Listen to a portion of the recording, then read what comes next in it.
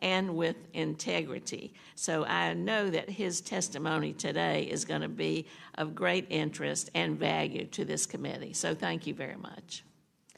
Next, we have Mr. Dylan Borland. Mr. Borland is a United States Air Force veteran and has a long career in federal service. And finally, I'd like to introduce Mr. Joe Spielberger, a senior policy counsel at the Project of Government Oversight.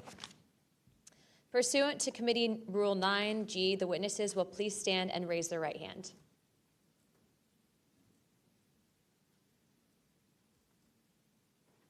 Do you solemnly swear or affirm that the testimony that you're about to give is the truth, the whole truth, and the nothing but the truth, so help you God? Let the record show that the witnesses answered an affirmative. Thank you. You may take your seat. We appreciate you being here today, and I look forward to hearing your testimony. Let me remind the witnesses that we have read your written statements, and it will appear in full in the hearing record. Please limit your oral statements to 5 minutes, but I understand you have a lot to get through, so if it goes a little over, don't worry about it. As a reminder, please press the button on the microphone in front of you so that it is on and the members can hear you. When you begin to speak, the light in front of you will turn green. After 4 minutes, the light will turn yellow, and when the red light comes on, your 5 minutes have expired, and we will ask you to please wrap it up. I now recognize Mr. Nusatelli for his opening statement. Good morning. Thank you, Chairwoman Luna, Ranking Member Crockett, and members of the task force for giving us the opportunity to testify today. My name is Jeffrey Nusatelli. I'm a former military police officer with 16 years of active duty service in the U.S. Air Force. I'm here today because the American people have both the right and the responsibility to know the truth about unidentified aerial phenomenon. That truth remains hidden, classified and silenced by fear, retaliation, stigma, and confusion. Today, we are here to help break that silence. Between 2003 and 2005, 5 UAP incidents occurred at Vandenberg Air Force Base, home to the National Missile Defense Project, a top national security priority. At the time, we were conducting launches deemed by the National Reconnaissance Office as the most important in 25 years. These were historic launches. These facilities were vital, and they were repeatedly visited by UAP. Each incident was witnessed by multiple personnel, documented, investigated, and reported up the chain of command. We sent information up, but we got no guidance down on how to handle these events. I personally witnessed one of these events and investigated others as they occurred. 6 other service members have provided me with the information that I will share with you today. The incursions began on October 14, 2003, when Boeing contractors reported a massive glowing red square silently hovering over 2 missile defense sites. After several minutes, it drifted further east onto the base and vanished over the hills. This event, now known as the Vandenberg Red Square, was referenced by Representative Luna at the first hearing on this topic. Official Air Force records of this event are in possession by Aero and the FBI. Later that night, while I was on duty, security guards at a critical launch site reported a bright, fast-moving object over the ocean. I responded to the incident. Chaos ensued over the radio as the object approached rapidly. I heard my friends screaming, "It's coming right at us, it's coming right for us, and now it's right here." Moments later, I heard them say that it had shot off and was gone. When I arrived on scene, I talked to 5 shaken witnesses who described a massive triangular craft larger than a football field that hovered silently for about 45 seconds over their entry control point before shooting away at impossible speed. About a week later, another patrol reported a light over the ocean behaving erratically. Believing it might be an unannounced aircraft, they declared an emergency, and an armed response force responded. Before the forces could arrive, the object descended and either landed or hovered on our flight line and then took off again at impossible speed. The witnesses to this event were intimidated afterward. They were told to keep quiet and think about what they were reporting. After that, things did get quiet until about 2005, when another patrol reported a massive triangular craft larger than a C-130 silently floating over the installation. He watched it for a few minutes. It traveled west and disappeared into the night. And then I had my own encounter, again in 2005. I was off duty, sitting in my backyard with two other police officers when we noticed what first appeared to be a satellite in orbit, but it wasn't acting like a satellite. The light was strange, it was pulsing, and then it started to maneuver. It dropped in elevation. At times it would vanish from view and reappear in a different location in the sky, and eventually it reappeared 200 feet over my house. It was a 30-foot diameter sphere of light. My friends and I watched it for a moment, and then it gently accelerated and traveled up and disappeared into the stars. These events profoundly changed my life and the lives of my friends. We stand at a pivotal moment in history. The question is no longer whether these events are real, but whether we have the courage to face them. True leadership requires vision, a willingness to confront the unknown with transparency and resolve. So I ask the Congress to help we, the people, enact this vision. There are three goals: fund independent research and treat UAP study with the same seriousness as we would any other scientific field. 2, end secrecy and overclassification. Transparency is the foundation of truth. Without it, witnesses like us are dismissed. 3, protect the witnesses. Many stay silent out of fear for their careers, reputations, and the safety of their families. Protect them, and you will embolden others to join this cause. These phenomena challenge our deepest assumptions about reality, consciousness, and our place in the universe. Exploring them can unlock transformative breakthroughs in technology, biology, and human understanding. Let this be the moment when America chooses courage over fear, transparency over secrecy, and progress over stagnation.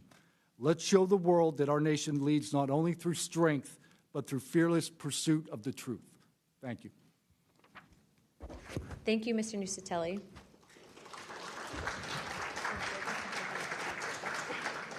He's not on here. I now recognize Chief Wiggins for his opening statement.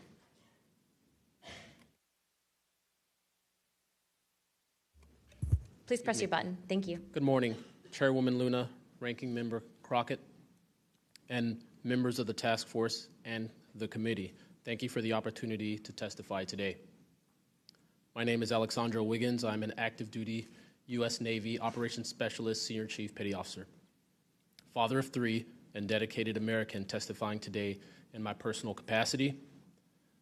The views I share are my own, and I do not represent the official positions of the Department of the Navy or any subordinate organization.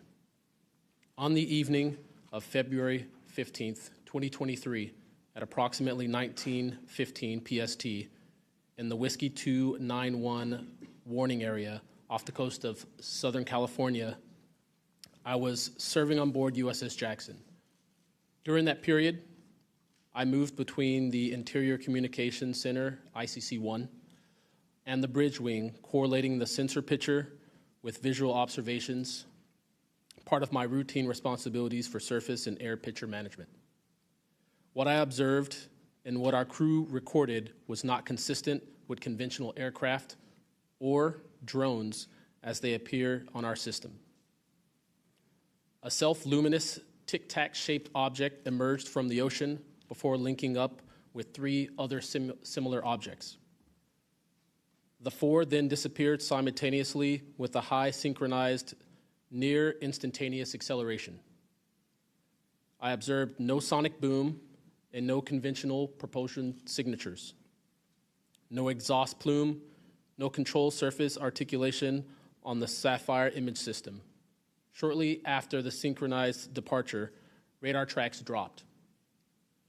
These observations were multi-sensor and recorded inside of ICC-1 with time location overlay visible in our source frames that have been made public by journalists. From my experience operating in this region over many years and consistent with our public characterized encounters, unidentified objects reoccur in United States operation areas off Southern California. That fact alone does not tell us what they are, but it does argue the systematic stigma-free reporting and for the preservation of sensor data so analysts can evaluate safe and intelligence implications with rigor. I want to underscore 3 points for the task force and the committee. Aviation and maritime safety.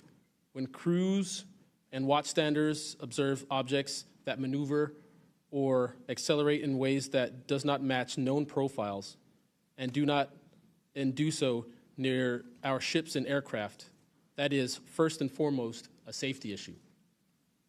Standardized checklists and training should ensure we capture the best possible sensor data in real time, including IR settings, slant range estimates, and bearing and range altitude snapshots, and immediate chain of custody for any recordings. Reporting without stigma, protection without retribution. Sailors need to know that reporting UAP encounters will not harm their careers. Congress can help by reinforcing witness protection and by directing the relevant office to maintain confidential, destigmatized channels for service members who step forward with data. Declassification and transparency where possible. The task force declassification mission is directly relevant here, where operational security permits releasing metadata preserved sensor excerpts or at least technical summaries would improve public trust and accelerate outside scientific scrutiny. That includes, when feasible, the time geo-reference IR frames and radar parameters needed for independent analysis. To be clear, I am not here to make claims beyond my lane. I am here to provide a first-hand account of what I saw, what our systems recorded, and why it matters for safety, for intelligence, and public confidence. My request to you is practical. Help us capture, protect, fairly evaluate the evidence, and provide a safe pathway for those in uniform to report it. In closing, I want to thank the committee and the task force for holding this hearing and for placing this discussion in a forum where evidence can be examined carefully and openly. I appreciate your attention and stand ready to answer your questions. Thank you. Thank you, Chief.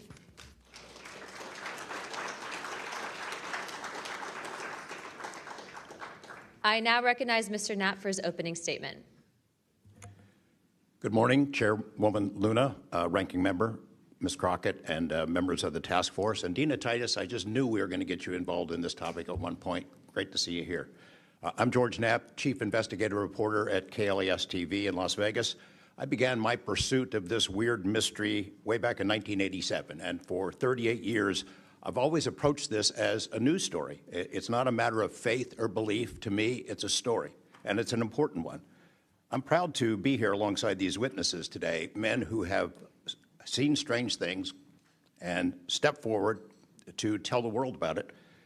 Whistleblowers and witnesses who step up are routinely insulted, belittled, or worse. They risk their reputations, their careers, their clearances, their livelihoods, and sometimes much worse than that, even their freedom.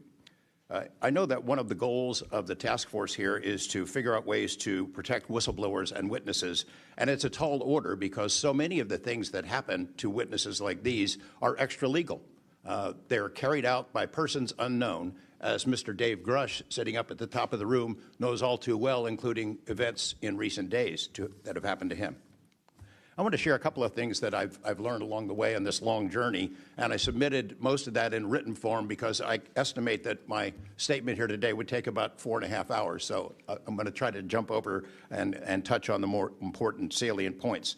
I submitted a detailed written statement for the record, and we'll go into a lot of that here, but the public has been told over and over since the late 40s, there's nothing to worry about here. These mysterious craft seen by millions of people in the skies, in the oceans, over the land are not real. They're not a threat. The witnesses are wrong. They're crackpots. Don't believe it. That changed for me. What got me hooked is the paper trail. Documents that were squeezed out of the U.S. government after the FOIA, Freedom of Information Act, became the law of the land. And those documents paint a much different picture than what the public, the press, and Congress have been told over many years. The documents from military and intelligence personnel behind closed doors admit that, quote, these things are real. They're not fictitious. They can fly in formation. They're evasive, and they outperform any aircraft known to exist, including ours. The public, of course, as I said, has been told something much different. You know, back in 1989, I reported about a guy named Bob Lazar, who claimed that he worked at a facility dubbed S4 out in the Nevada desert, very near to Area 51. He said he was part of a reverse engineering program. He said there are alien craft that will be taken apart to figure out how they operated out there, and that was a pretty tall order. I had clearly taken a dive into the deep end of the pool there. But in the years since then, I've interviewed dozens of other people, and I've detailed what their testimony has been in the written statement. They include Senator Harry Reid, Senator Howard Cannon, also of Nevada, a guy named Al O'Donnell, who was the first general manager of EG&G in Nevada, which managed the Nevada test site, which blew up hundreds of nuclear weapons. There's a guy named Dr. James Lakatsky, who was a career scientist with the Defense Intelligence Agency, who was the guy who initiated a program called OSAP, Advanced Aerospace Weapons Systems Application Program, which is, as far as we know, the largest acknowledged UFO program ever funded by the U.S. government, which put together an amazing pile of information that members of this committee and the world, most of which have never seen. The DIA still hasn't released 95% of what was prepared by that program at a cost of millions and millions of dollars. The one name I do want to bring up in this session, though, is Robert Bigelow. So looking into the idea of crash retrievals and reverse engineering, while OSAP, that program, was active, the DIA's contractor, Robert Bigelow of Las Vegas, made a bold attempt to acquire physical proof of UFO crashes. It's been widely reported and suspected that Lockheed Martin is one of the contractors, the defense contractors, that has held this stuff, stored it away in secrecy, and tried to figure out how it works.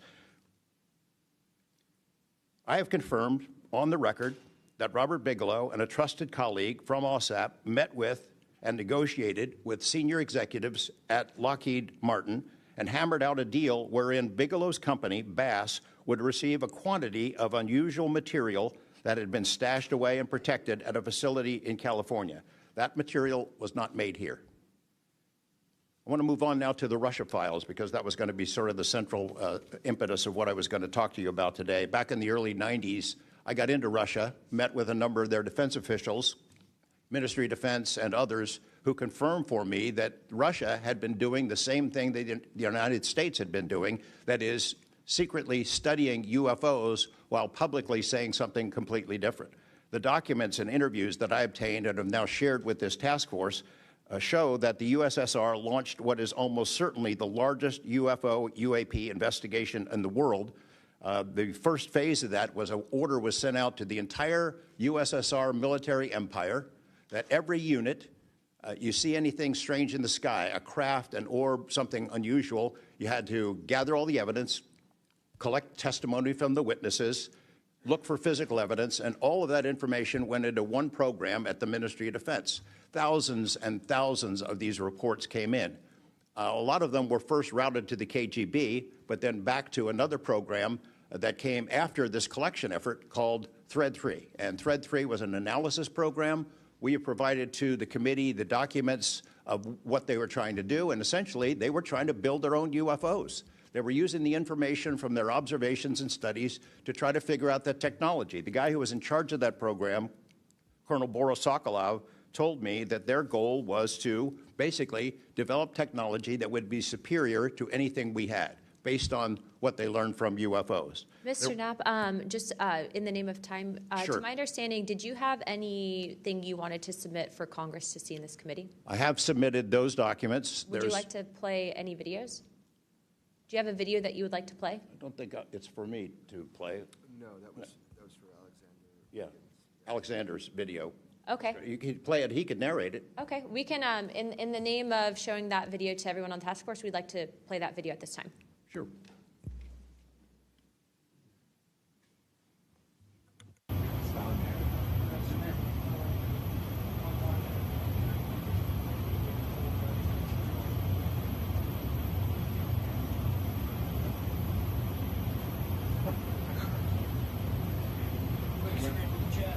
Wouldn't surprise you, I tell you. You call it the VVSS team. Yeah, like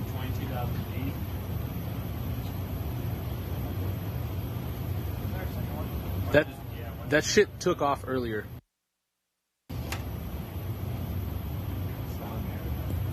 If we can get rid of the audio real quick. Mr. Wiggins and Mr. Knapp, we'll get back to what that video was in a moment, but we just want to make sure that it was entered into the record as well as all the documents. Those will be able to be publicly found for everyone in the country to view. If we could, Mr. Knapp, we'll continue on the line of questioning, but I'm going to move on to Mr. Borland's opening statement. Good morning, members of the task force and the committee. I would like to express my gratitude for being invited to testify to the current task force created under the People's Chamber and the American public. As an American citizen, veteran, and intelligence community professional, it is an honor and a privilege to serve under oath before you on behalf of our country. I speak for myself and no former agency or company I have been previously affiliated with. My name is Dylan Borland, a former 1N1 geospatial intelligence specialist for the United States Air Force in an active duty enlisted capacity from 2010 to 2013. I've also been employed with BAE Systems and Intrepid Solutions as a senior analyst, expert in analyzing video, radar, and advanced electro-optical imagery for official identification of aerial order of battle as well as naval and ground order of battle. I'm a federal whistleblower, having testified to both the ICIG and AARO with direct firsthand knowledge of and experience with craft and technologies that are not ours and are reportedly operating without congressional oversight. Because of my direct knowledge of the reality of certain legacy UAP programs, my professional career was deliberately obstructed, and I have endured sustained reprisals from government agencies for over a decade.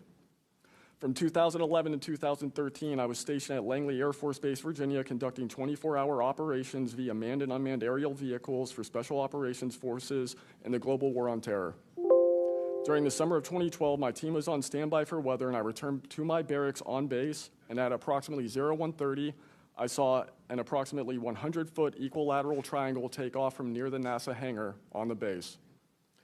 The craft interfered with my telephone, did not have any sound, and the material it was made of appeared fluid or dynamic. I was under this triangular craft for a few minutes, and then it rapidly ascended to commercial jet level in seconds, displaying zero kinetic disturbance, sound, or wind displacement. Some years after that experience, I was further exposed to classified information from the UAP legacy crash retrieval program through a sensitive position I held within a special access program. During this time, intelligence officers approached me in fear for their own careers, citing misconduct within these programs and similar retaliation that I was already enduring at this time. These issues include medical malpractice committed by Veterans Affairs staff, denial of work I performed while enlisted in the United States Air Force, forged and manipulated employment documents, workplace harassment, including colleagues being directed to not speak with me, manipulation of my security clearance by certain agencies, blocking, delaying, and ultimately removing my ability to be employed within the IC. The retaliation I face and the retaliation against individuals I know who worked in these programs is what convinced me in March 2023 to become a whistleblower. I came forward out of concern for people's lives and to ensure I did everything I could to let our elected representatives know the truth about what is really happening in the executive branch. At the end of March 2023, I agreed to meet with AARO following the suggestion of other federal officials believing it was what our nation required of me.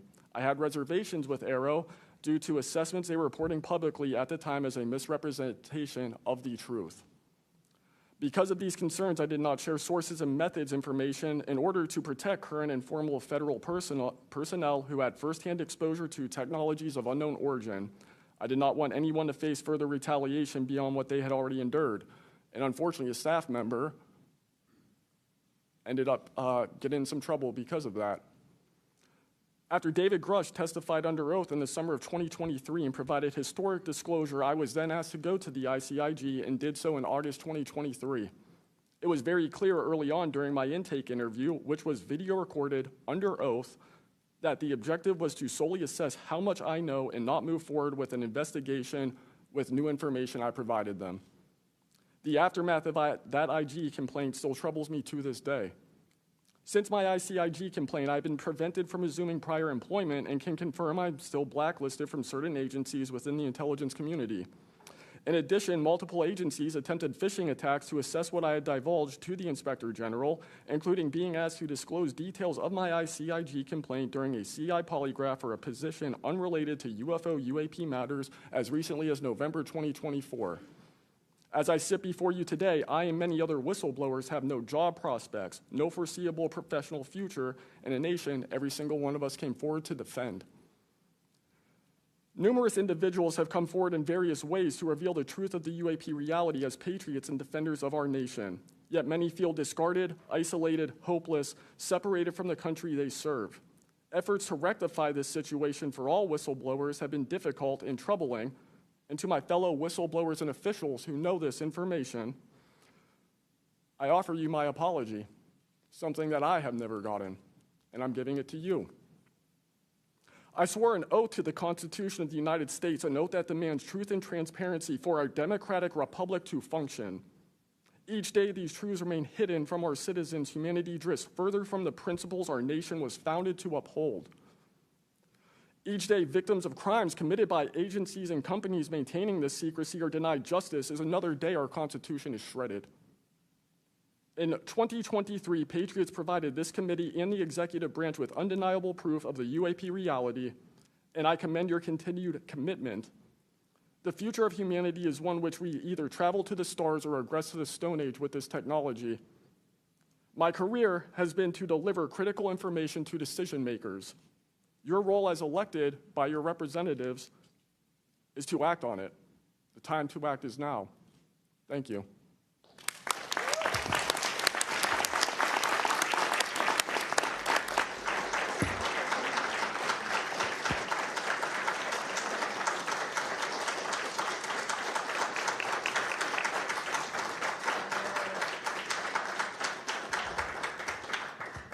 Mr. Borland, thank you for your service to our country, and we appreciate you. And we are sorry about how you've been treated, and we will make sure that we try to rectify that situation.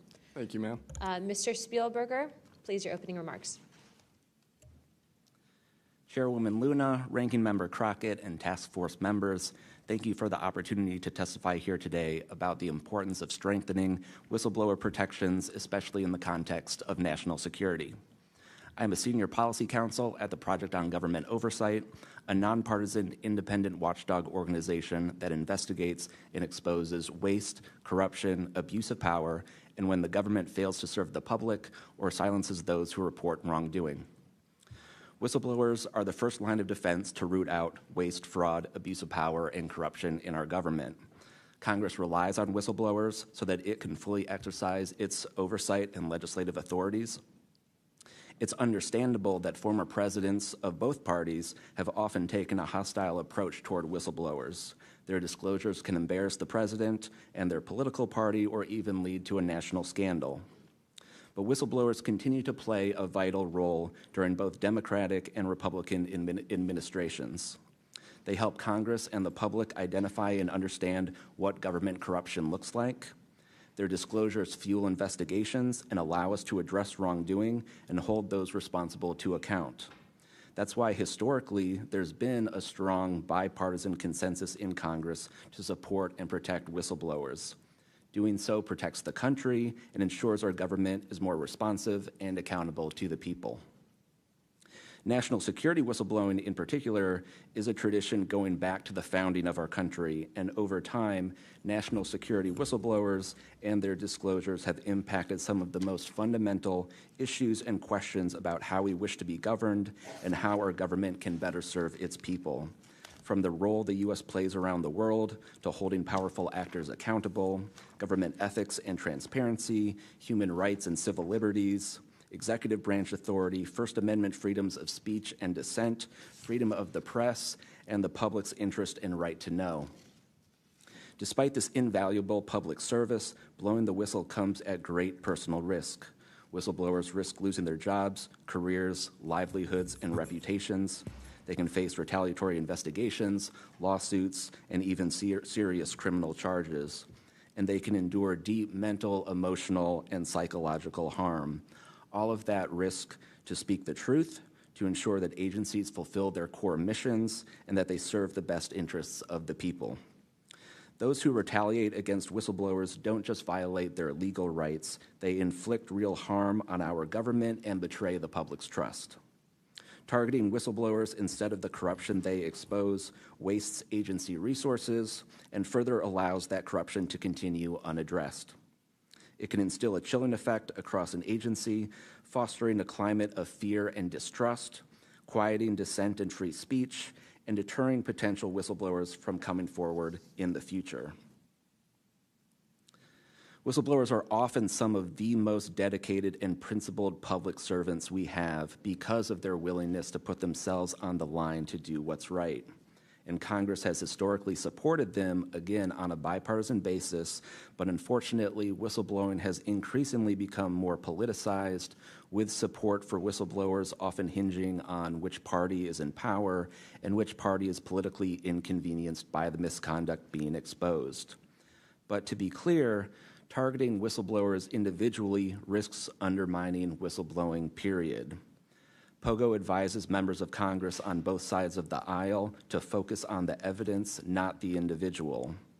We will always need whistleblowers to achieve the government that best serves its people, because when people of conscience, integrity, and good character refuse to speak up out of fear, complacency, or self-preservation, and leave corruption to fester behind closed doors, that is probably the most dangerous risk of all.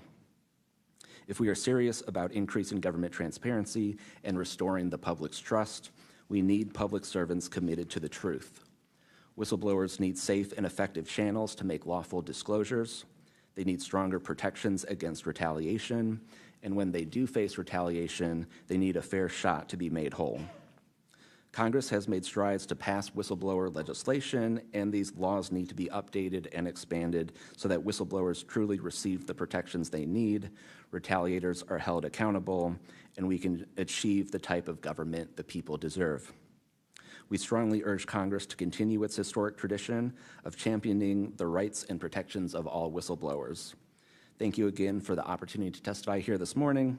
POGO is committed to working with you and the Oversight Committee to address these critical issues. I look forward to any questions. Thank you, sir, very much. Additionally, without objection, the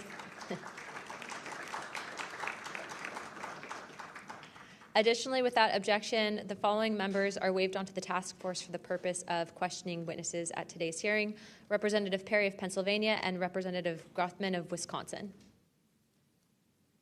Sorry, no, Representative Biggs from Arizona. I already got you, but yeah, we're good. Without objection, so ordered. I now recognize myself for 5 minutes of questioning. Also, as my friend Mr. Moskowitz might have to go, would you like to go now?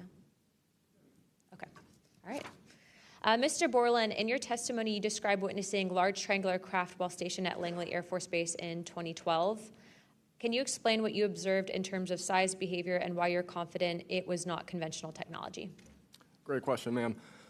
So on the base, I lived in the barracks. There was a little smoke pit outside. I was there on the telephone and looking across to the flight line, and I see a white light pop up and stop about 100 feet in the air. I thought it was a weather balloon. I've seen tests from there before, weeknight, normal thing, not surprising.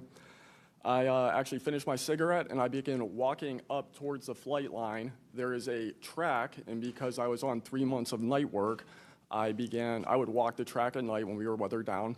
And as I began walking towards the light, towards the flight line and the track, the light then flies across the base, across the flight line, and as it flies to me, a triangle manifests around the light. I can't tell you if it's active camouflage. I can't tell you if it appeared around the light, but I can tell you that it was a white light, and then it was a triangle. It stopped about 100 feet in front of me and approximately 100 feet above me. My telephone got extremely hot, completely froze, dead. I remember how thick it was. It was between 1 to 2 stories thick, equilateral triangle. I could never see the top of it, and the edges were 90 degrees. There were 4 lights in total, 1 light on each corner, and a larger light in the center, 2 to 3 times the size of the corner lights. But what was really odd was the outside. The best way to describe it is like looking at a James Webb telescope picture where you have the colors and then the black background. So the craft itself was this black metallic flake paint, but on top of the craft was this gold, lava, plasma, some type of fluid going over and around the craft. I'm under this for about 2 to 3 minutes, and then the center light flashes 2 to 3 times, no sound, immediately shoots up to commercial jet level minimum, in my opinion, and I immediately feel static electricity all over my body, and then I smell the smell of after a thunderstorm or lightning storm, that really strong summer thunderstorm smell.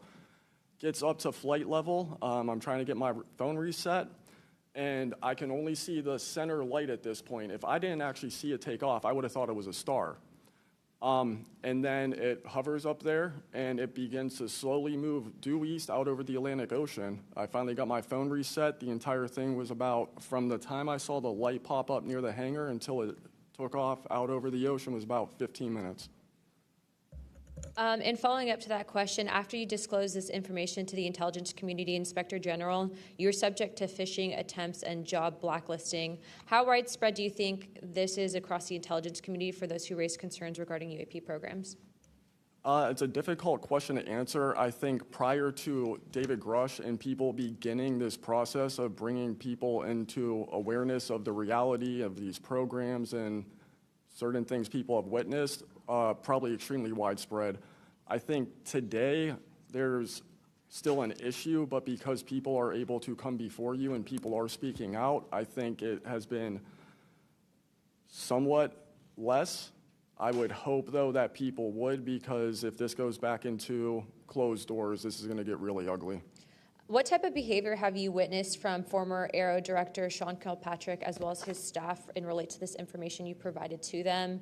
Did they ever try to classify this information as non-human technology? Good question. The problem with this is that I know what I experienced firsthand, and I know other things. I think the staff at Aero that I met with in March of 2023, I think they were good people doing the job they were told to do. I did not meet with Kirkpatrick. He was either not present or did not want to meet me that day. However, they did classify information about the reality of this subject, and it was very concerning because in my Aero MFR, they had actually referenced a former staff member that was the one who told me to go there, and they probably shouldn't have done that. And real quick before my time is up, and we might go to second round of questioning just so you're all aware, how important, given everything that you've seen and experienced, is the UAP Disclosure Act of 2025 in restoring both public accountability and trust? I think very important. I would hope, though, that the 7-year window could be shrunk, my opinion, but very important. The truth needs to be known. Thank you very much. I now recognize Jared Moskowitz of Florida. Thank you, Madam Chairwoman. Thank you for allowing me to wave on to the committee. I remember, the last committee when we had a bunch of former military personnel folks that either served on bases, were pilots, or were in different programs experiencing knowledge. It made me recognize that the narrative has changed, right? It's politically convenient for the government if you all weren't military folks in suits. It would be much better if you pulled up in Winnebagos and were wearing hats. And so the picture of this, because that's important for the American people and how you tell a story, what the message looks like, and who the messenger is. So this is now the second or third committee where we have former military folks with impeccable records, with information and knowledge. And it's definitely clear on a bipartisan basis that we have to protect our whistleblowers. There's no doubt. And in a day in which it's really hard to tell what's true or not from a political standpoint. And so I don't really know what is true. I don't know on this subject. But I do know when we're being lied to. And we are definitely being lied to. There's just no doubt about that. Mr. Wiggins, I want to talk to you. I find your background and testimony compelling. When you first saw what you were looking at, what were your first thoughts? My first thoughts were, I think everything that I was told and taught as a kid and as growing adult no longer, was applicable. If I'm able to see something that I thought defies gravity in such a way, then what else could be possible? That was my first thought. So did you think what you were looking at was a weapons program that you were unaware of, or did you think what you were looking at was obviously some extraterrestrial piece of technology? Neither one of those crossed my mind. It was just. How about now? What do you think it is now? I'm not the expert. I think it. I want to be as skeptical as everyone else and just hope to know the information. Anyone in the U.S. government tell you what you were looking at to try to dissuade you from what you thought it was? No. So no one was like, oh, there was some anomaly with the technology. No one from the government did that? No one. How do you think you were treated when you reported this information or have talked about, the Tic Tac video is well out there. It's well reported. How were you treated? I've had no pushback at all. I haven't had anyone reach out to me or try to, dissuade me in either direction, militarily speaking. So I was treated fair, and I appreciate the Navy itself with assisting me with coming here to being able to testify. That's good. So what do you think the American people should take away from watching your video, right? Because when we watch it, obviously, right, we've never seen anything like that. It defies what we know to be technologically possible. What are we supposed to think? Someone's lying about something. Someone's hiding something, right? That's not normal what you looked at. I think what the American people should think when seeing that video, along with others before me, is that there is something out there, and we should know as the people what it is. Right, and so let's eliminate possibilities. So they didn't come to you and say there was a technological error with what you were looking at. So we put that aside, right? They didn't say it was broken. So we look at that and we see something. So it's either a weapons program being reverse engineered by our governments or other governments, or it's nobody's government, and it's not from here. Those are it. You agree with that assessment? I agree. One or the other. Mr. Borland, when you first experienced what you were looking at, what did you do next? Like, what was your next step after it had passed and you were done? I actually kind of laughed to myself and said, okay, so this exists as well. Worked in enough programs, been exposed to enough that I was like, okay, so this is a real thing. I went back, walked the track, talked with a couple of my friends about it. I did talk with some of my coworkers, one in particular, which I thought was a joke, and it definitely wasn't, was like, you probably should never say this to anybody. And then what happened to me happened, so. What about you, Mr. How do you pronounce your last name? Nusatelli. Nusatelli.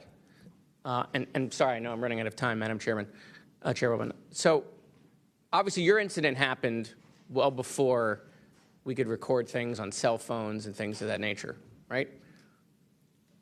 What did you do when you first experienced? Because what you saw, right, you saw it happen like right out of your base. Correct. So tell me what you did after you saw that. What was like your next move? And I want to hear what your experience was. My next move, I went into my house after it left. I made sure no one had been abducted, and I picked up the landline. I called the Security Forces Command Center. I reported it. I requested that they give me a call back and make notifications up the chain of command. I got a call back in about 15 minutes. They reported that the weather station reported no balloons or aircraft, nothing on radar. no aircraft inbound or outbound. So I got that notification. And then within the following day or two, me and the other witnesses wrote statements. We prepared a report, and then we filed all that information. Madam Chairman, thank you for your indulgence in my questioning, and thank you for continuing to lead on this subject. What do you and your friends think about it today? You all have talked about it. Yeah. I mean, so what do you think about your experience as a collective group? That'll be my last question, Madam Chairwoman. I mean, we've been talking about this for 20 years. We don't know what we saw. What we saw changed our lives in the way we think about everything. It was incredibly profound. The object I saw, I don't even know if it was an object. It was a light. It was an orb. It didn't look like a craft, but it did look solid. And that's what we talk about. We noticed the object, and this was a pattern across all the encounters. Someone would see a light. They would pay attention to the light. And then the object responds. It performs for you. And then they come down and they investigate you. So it's almost like they're curious. So that's the thing we primarily talk about. Why did it come after we noticed it? Maybe it noticed us after we noticed it. You're welcome. I now recognize Representative Mace for 5 minutes. Thank you, Madam Chair, and I want to thank all of our witnesses for being here today. Mr. Borland, I'd like to start with you and ask a few questions. Were there any other witnesses when you saw the equilateral triangle? Were there other witnesses that saw the same thing? Not to my knowledge, ma'am. At that point, the only people that would be awake is those of us that were doing operations for the GWAT and then security forces. So not to my knowledge. And do you think that, in your opinion, that the equilateral triangle was the U.S. government's technology? I did once upon a time, but knowing what I know now, I'll have to answer that question in a skiff probably. Well, my next question is, you teased us, so knowing what you know now means what? I know enough to know that if you want an answer to that question, go to Arrow. They have the answer. Do you think it was a foreign government? I do not, no. And Arrow is supposed to be disclosing. The last time I was in a skiff with Arrow, they said they were going to be doing disclosures. Had they been doing much of that? I don't have an answer to you you. I don't know. I know what Arrow reports publicly, and I know what I've been through. Yeah. And some of this stuff can be, I think, debunked, right? Sometimes there are weather balloons that look kind of a little funky, or drones or whatever, depending on the angle, direction, speed, et cetera. Are you scared for your safety? That's a complicated question. So being here today, if I say the wrong word, technically I can be charged with espionage. Espionage is a death penalty. Whistleblowers have faced it. John Kiriakou, for example. I am not scared for my physical safety in the sense of an agency or company coming to kill me, but I have no job. My career has been tarnished. I'm unemployed, living off of unemployment for the next 3-4 weeks until that's gone. So it's a complicated question. Have there been stories leaked about your life to try to discredit you in the public eye? As of now, I don't know. We know they did that to Mr. Grush. I am aware. Yes, ma'am. They leaked his private medical information, horrific things. It is. Okay, you said in your testimony earlier with the chairwoman, you know other things.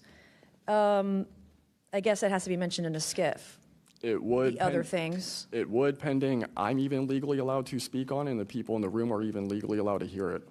And is that, would we need to know the compartmentalized word, like what the code word is, or the name of the program, the special access program, in order to even hear it? You have to know the word, right? I would suggest the name of it, right? I would suggest that to be asked to DNI Gabbard and work with her for that, because I can't give you the answer on what is the requirement. But this is what the U.S. government does, right? They compartmentalize the information. Only certain people know the name of the program, and if you don't know it, you can't get the information. If you don't have the name, you don't know what to ask for.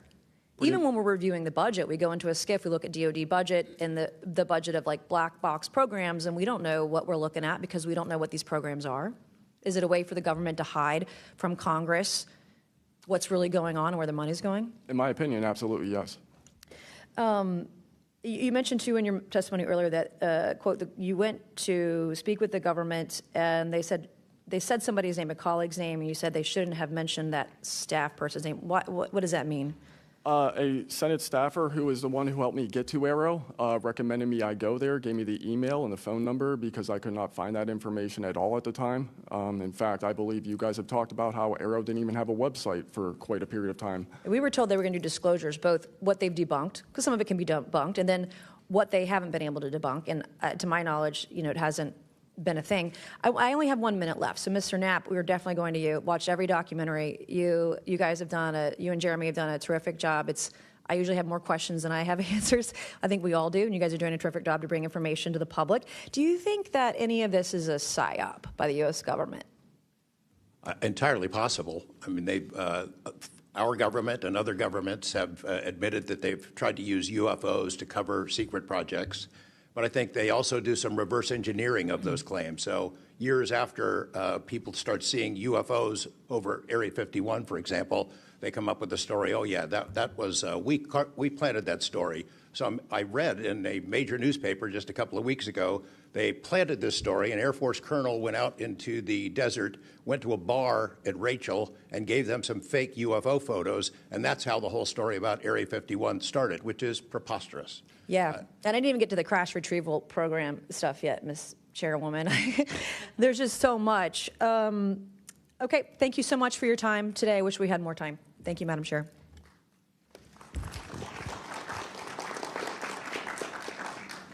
I now recognize Ms. Crockett for 5 minutes.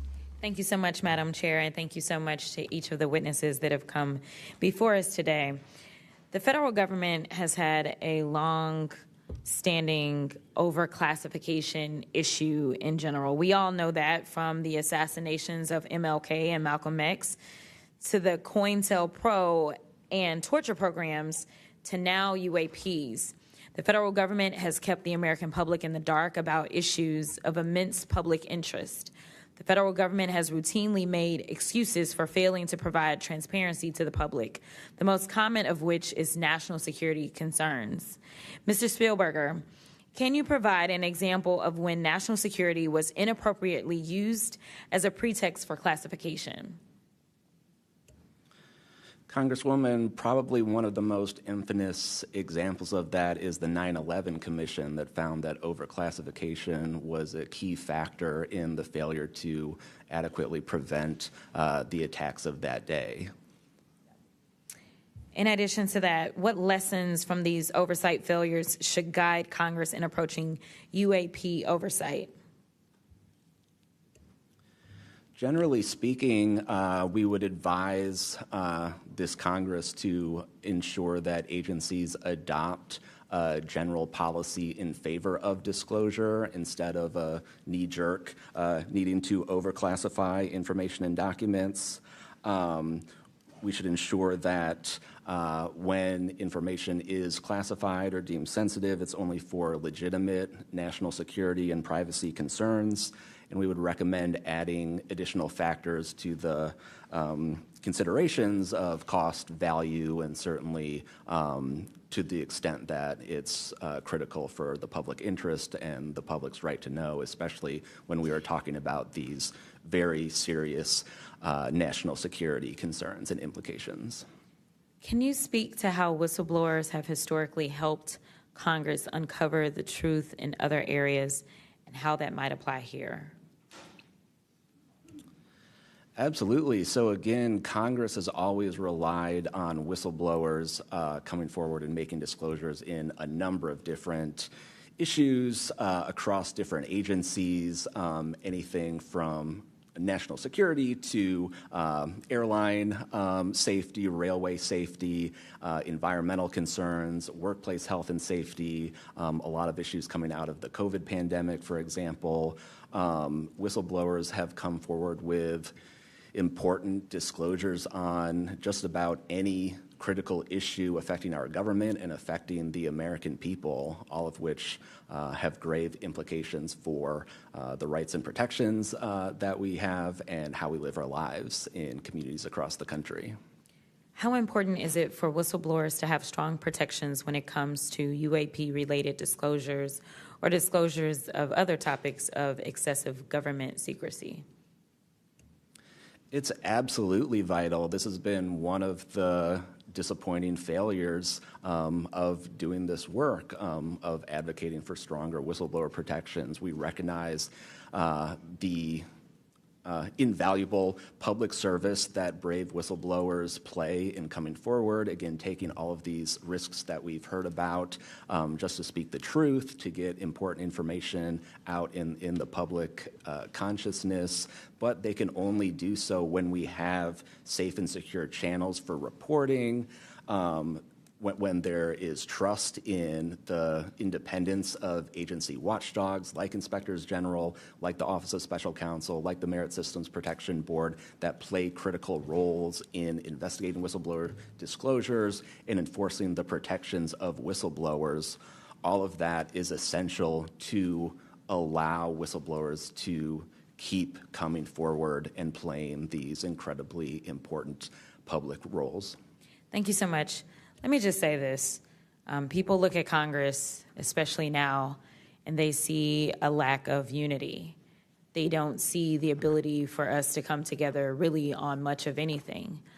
I will say that I do applaud the chairwoman and the work of this committee because for once I feel like we are focusing on governing, which should be about transparency.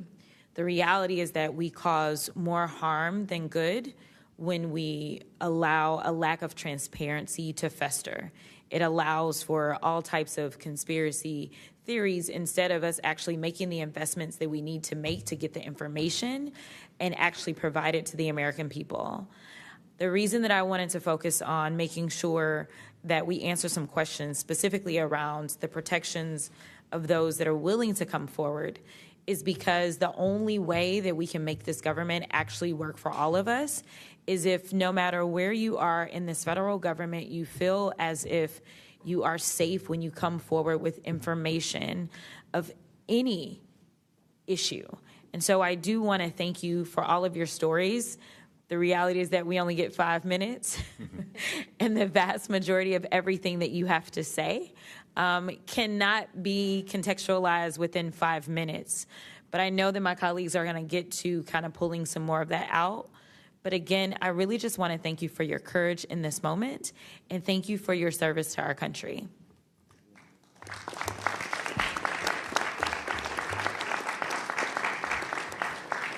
I now recognize Mr. Burchett from Tennessee for 5 minutes. Thank you, Chair Lady, and thank you, Ranking Member Crockett. I see a lot of friends out there, and I see a couple enemies, so I'll kind of remember that.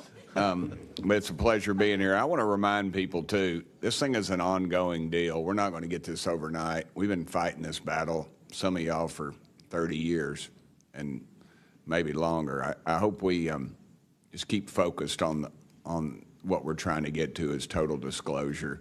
We get a little wrapped up in a lot of things, but the government has something, and they need to turn it over to us. We pay their dadgum salary, you pay our salary, and you ought to get more out of us than you do. And that's what disgusts me about this whole thing. I think they're just trying to run the clock out on us, really. They'll poke us a little, and they'll make jokes to us and try to pull us off the target, but I think we know where we're at, and that's why they're firing at us, because we are over the target.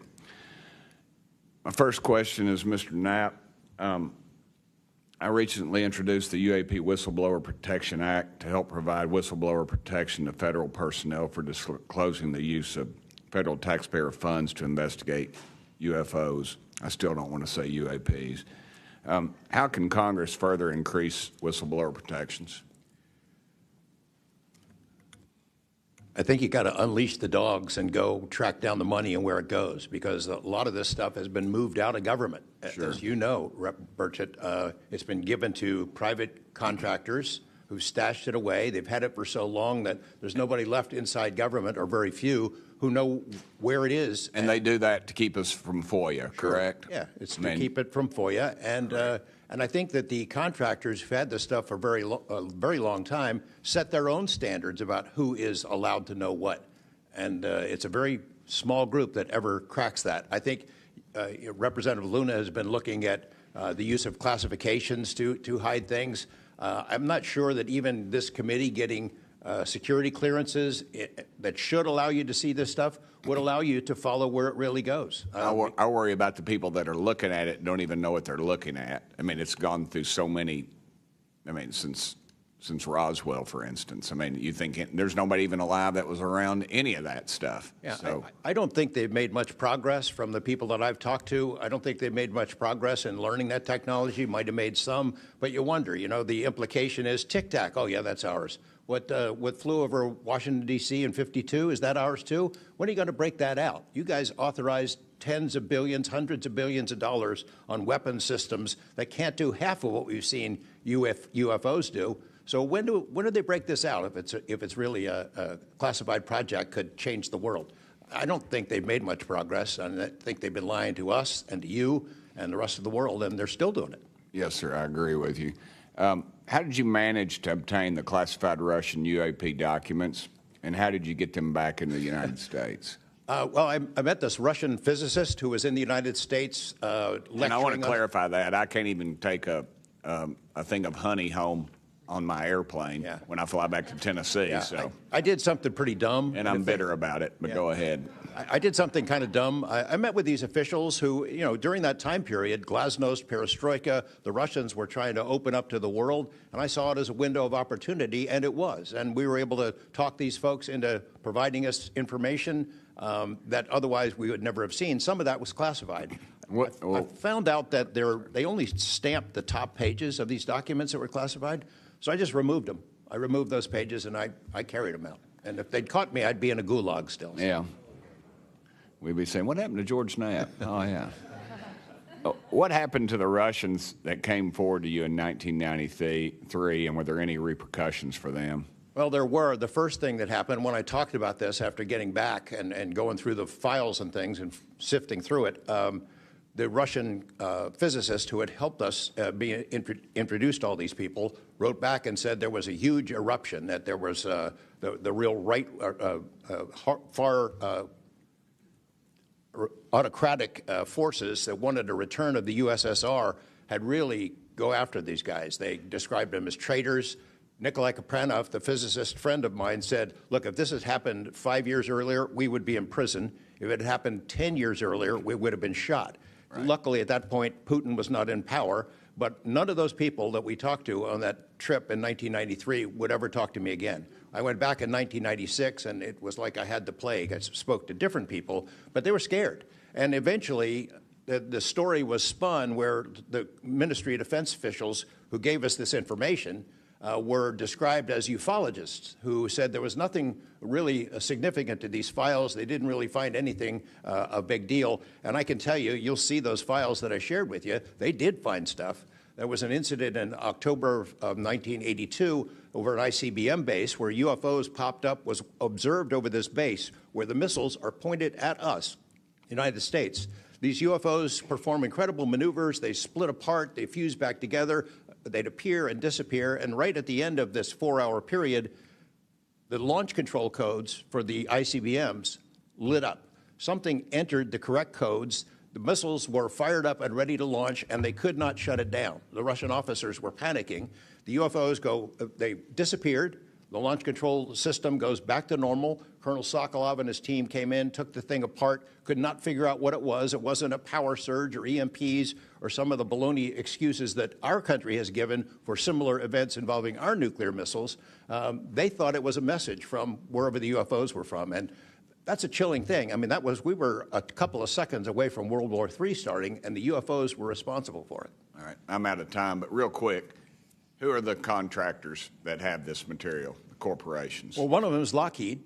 And I'll tell you, I mean, I'm not saying Lockheed's the bad guys. They're doing what they were asked to do. Sure. They have lied about this because that's what they're supposed to do. But Lockheed would be one. There's a list I can give you, Congressman. Some of the big ones, the usual suspects. Okay, thank you. Yield back, Chair Lady. Sorry for going over. It's all good. It's all George Knapp's fault. I now recognize Ms. Boebert for 5 minutes. Thank you, Madam Chair. Chief Wiggins, based on your training and operational experience, could the behavior that you witnessed, a transmedium object vanishing without a sound, be explained by any known technology that we possess or other governments possess? It cannot. No. And has any government agency debriefed you or any of your shipmates regarding the EOIR and radar confirmed UAP encounter aboard USS Jackson? No one has, no, ma'am. What was that encounter like when you brought that up? If you want to briefly summarize that, when you brought that to their attention and then you were not provided any follow-up, who was told and how did you feel when there was no contact back to you? As far as the actual incident happening Yes, or sir. the reporting level? Yes, Chief. It was within the event happening. My duties are to report to the tactical action officer on watch while we're standing watch. So tactical action officer was there. I made my report.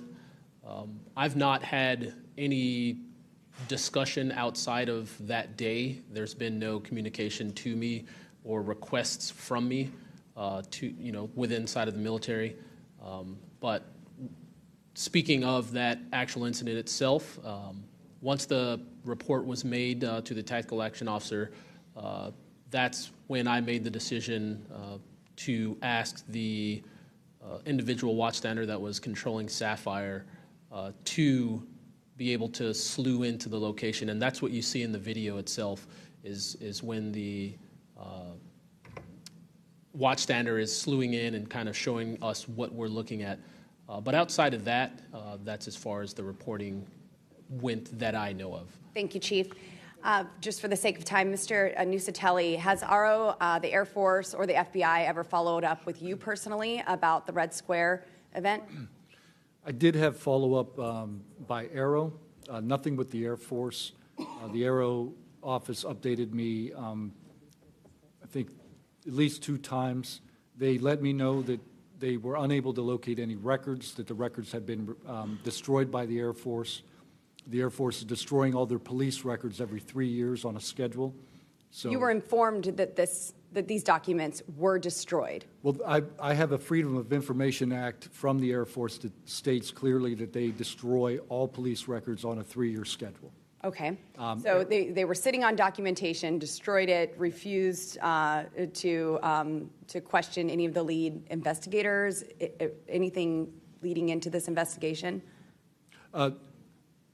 Yeah, basically they destroyed all the police records. So you couldn't even call the Air Force and ask them if there was a vehicle accident in that time frame. So that's a big problem. We're losing data in real time. So we'll never be able to go back and track. I think our federal government has a history of destroying records.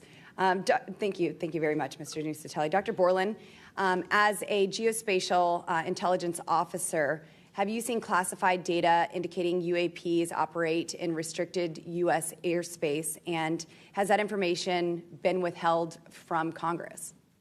I have not in U.S. airspace. That is intelligence oversight, so I did not have domestic authorities.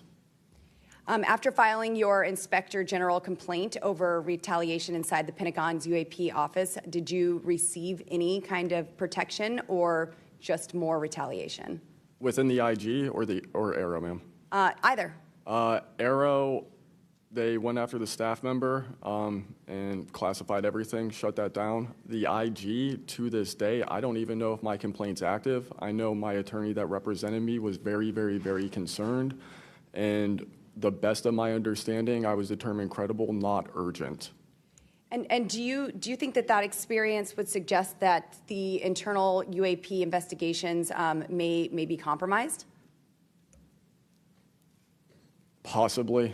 I mean, it's so hard because this goes back to people doing the job they're told to do, and very few people are going to want to give up their careers, 20, 30-year pension, get rid of their kids' health care, get rid of their house. It's possible, yes. Yes. Thank you very much, Dr. Borland. Mr. Spielberger, do national security whistleblowers currently have any external appeals processes to challenge retaliation, or are they just stuck relying on the same agencies that they're accusing? Congresswoman, this is one of the biggest concerns that we at POGO have, basically around the independence of investigations and accountability for retaliation. Basically, yes, national security whistleblowers have to rely on internal administrative processes that go through agency inspector generals. There are some differentiations, but the bottom line is that they are forced to rely on protection from the same agencies and people who they are alleging retaliated against them. Yes, well, I thank you all for your bravery. We are out of time here. Thank you so much for coming forward, and we will do everything that we can to ensure that you are all protected. Thank you for trying to bring truth and transparency to the American people. Madam Chair, I yield. I now recognize Mr. Burleson for about 5 minutes. Thank you, everyone. It takes such great courage to come forward, and we acknowledge that, and I hope that you see that we are taking that seriously. And so very thankful for what you're doing today. I'm also very thankful for previous witnesses that have come forward. I see Matthew Brown in the audience. He courageously stepped forward and was as a witness. I encourage everybody to look and seek his testimony. I want to thank the people that came in our first hearing: Ryan Graves, David Grush, David Fravor. And in our second hearing, Admiral Gallaudet, Lou Elizondo, and Mr. Gold. And the many others that have come forward. We hear you, and it's time that we, enough is enough. It's time that we take action. Look, I'm not jumped to the conclusion that I believe that there are, aliens coming from another planet. But I'm open to that. And I think that it's our responsibility, especially when we're seeing that we have a government that is actively blocking information from us. Just last night, I tried to get an amendment onto the National Defense Authorization Act that fit in the germaneness of that bill to have UAP disclosure. And conveniently, it was named non-germane, mostly deemed by staff, not even an elected official. This is the kind of stuff that we repeatedly see. Last year, we were blocked by someone in House administration from being able to receive a full briefing from Arrow. So not an elected official, but someone in staff blocked us. And I've had it. Enough is enough. I want to cue up a video that I've been given. And as before it starts, I'm going to describe. This was taken October 30th of 2024. This video is of an MQ-9 drone tracking an orb, or this object, off the coast of Yemen. You'll see that another MQ-9 launched a Hellfire missile. That you cannot see that drone, and so I'm not going to explain it to you. You'll see exactly what it does.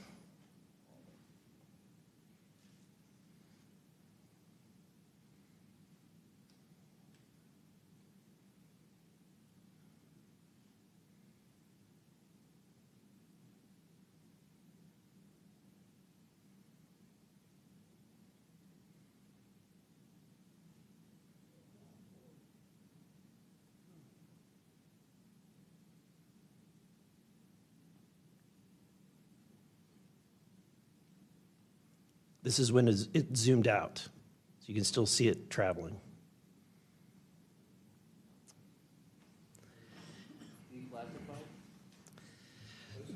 So, Mr. Knapp, have you heard about events like this occurring, and what information might you have?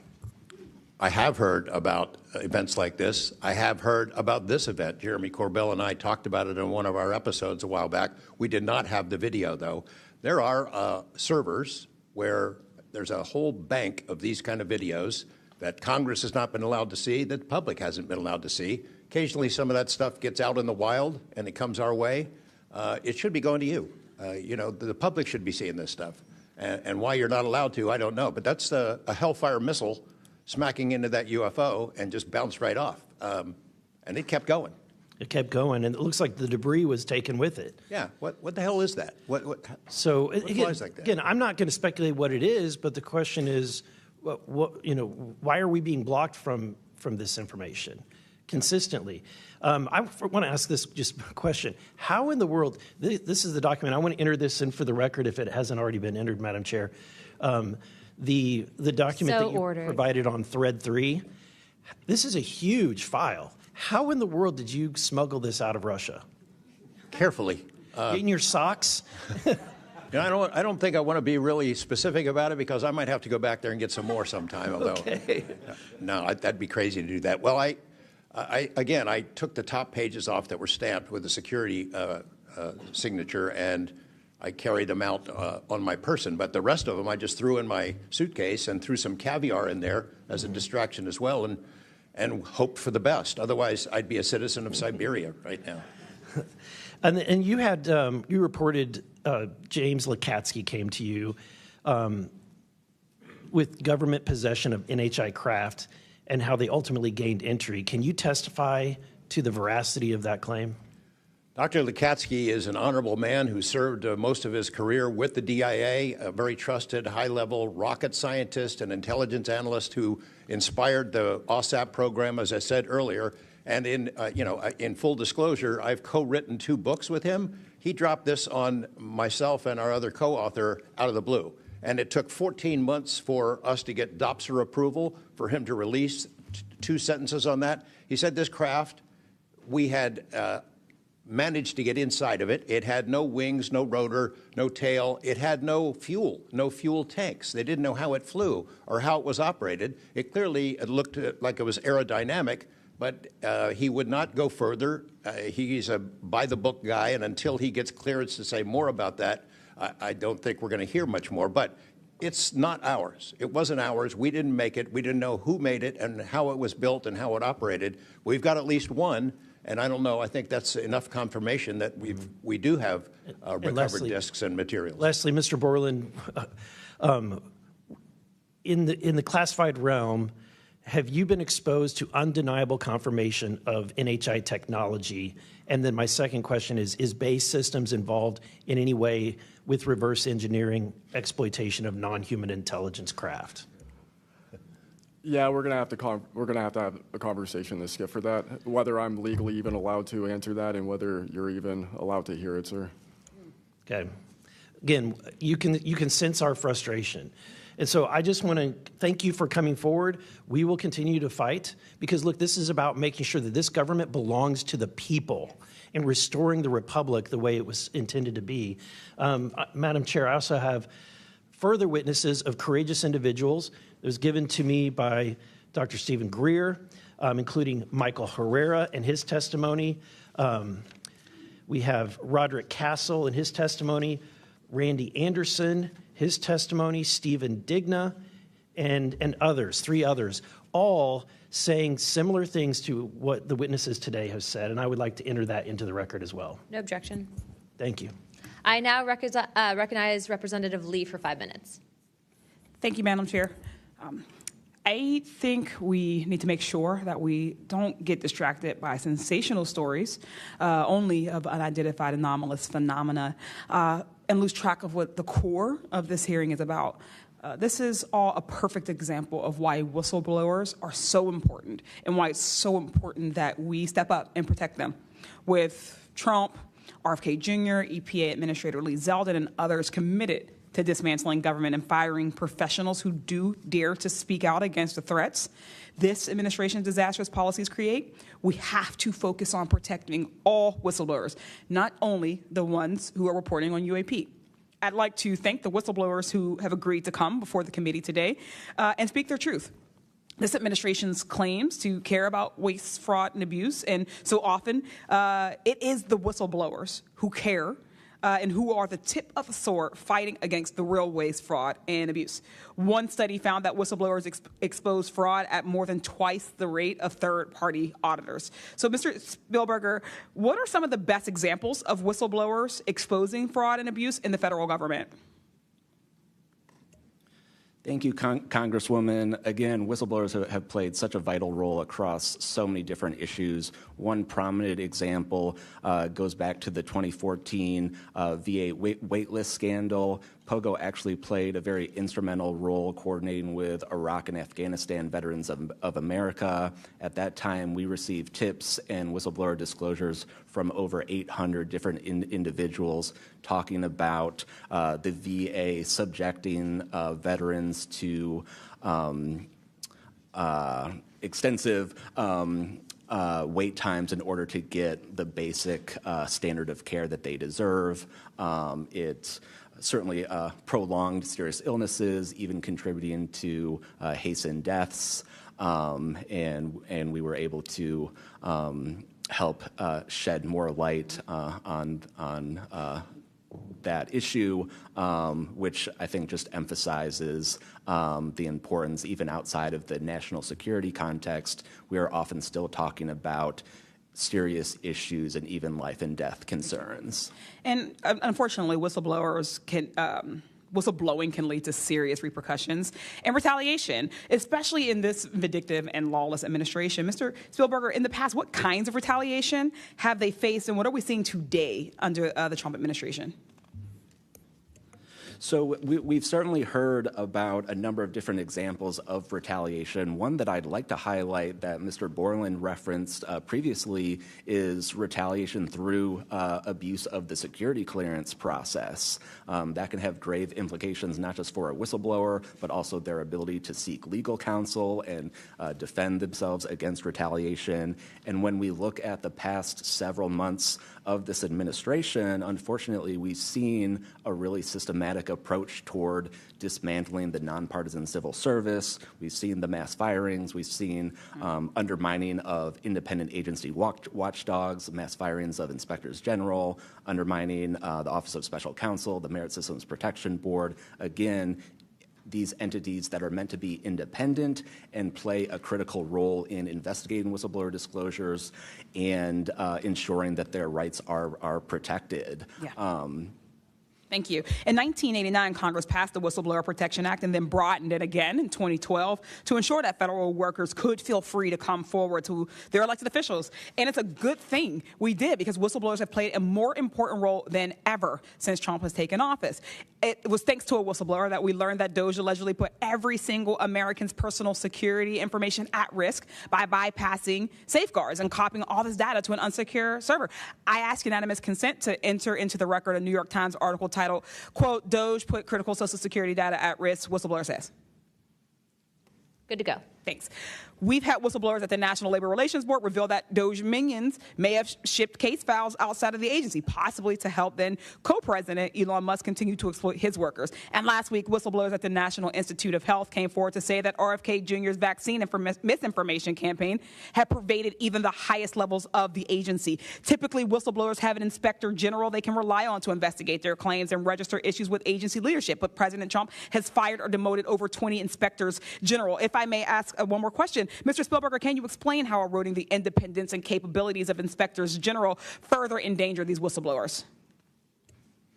Absolutely. So again, whistleblowers already face incredibly great challenges in coming forward under normal circumstances. And when we erode these entities that are expected and required to enforce whistleblower protections, fairly investigate their disclosures, it calls into question the integrity of their investigations and findings, whether they'll take whistleblowers seriously when they come forward, and whether we can trust that they will use their authority to enforce the protections of whistleblowers who do come forward, essentially whether they will continue in their role as an independent watchdog or basically become a lapdog for a current or future president. Thank you. And I will take no more liberties. I yield back. Thank you. I now recognize Mr. Crane for 5 minutes. Thank you, Ms. Chairwoman, for holding this hearing. Thank you to the witnesses for appearing. In the effort of transparency here, I got to admit to the witnesses that, growing up, I really never believed in UFOs or any of this stuff. I always thought it was a little kooky and whatnot. But, after hearing, your testimony from honorable service members, watching videos like my colleague, Mr. Burleson, just presented, I got to admit, I've become a believer.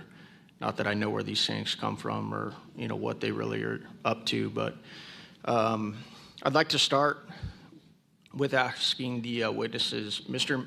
Nusatelli, you were in the Air Force, right? Yes.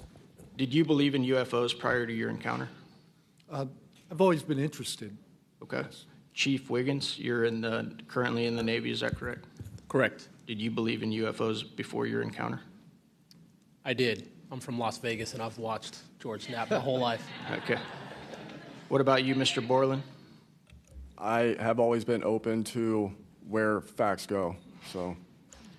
Were you guys scared or hesitant to come forward and tell your story because of fear and believing that you might be reprimanded or ostracized from society because of your stories? Mr. Nicitelli? Yes, absolutely. I probably would not have come forward if I didn't have documentation to prove some of my story, and I also wouldn't have come forward without the people that paved the way for us in the first congressional hearing. So, Chief, what about you? Once I got the okay from the Navy from top down, that gave me a level of relief. Prior to that, I didn't have any thought left or right of that, but thank the Navy to give me the go-ahead, and that gave me the relief that I would not have any level of reprisal or anything happen to me. Mr. Borland, how about you? Absolutely. I mean, after I went through everything, it was pretty clear that I caused a major issue in the executive branch, so I did what I was supposed to do, and that's why I haven't spoken publicly. That's why I'm happy to be here. This is how I wanted this to be done in regards to me. Mr. Borland, why do you think that you faced reprimand and discipline for your effort to come forward and be transparent about what you saw?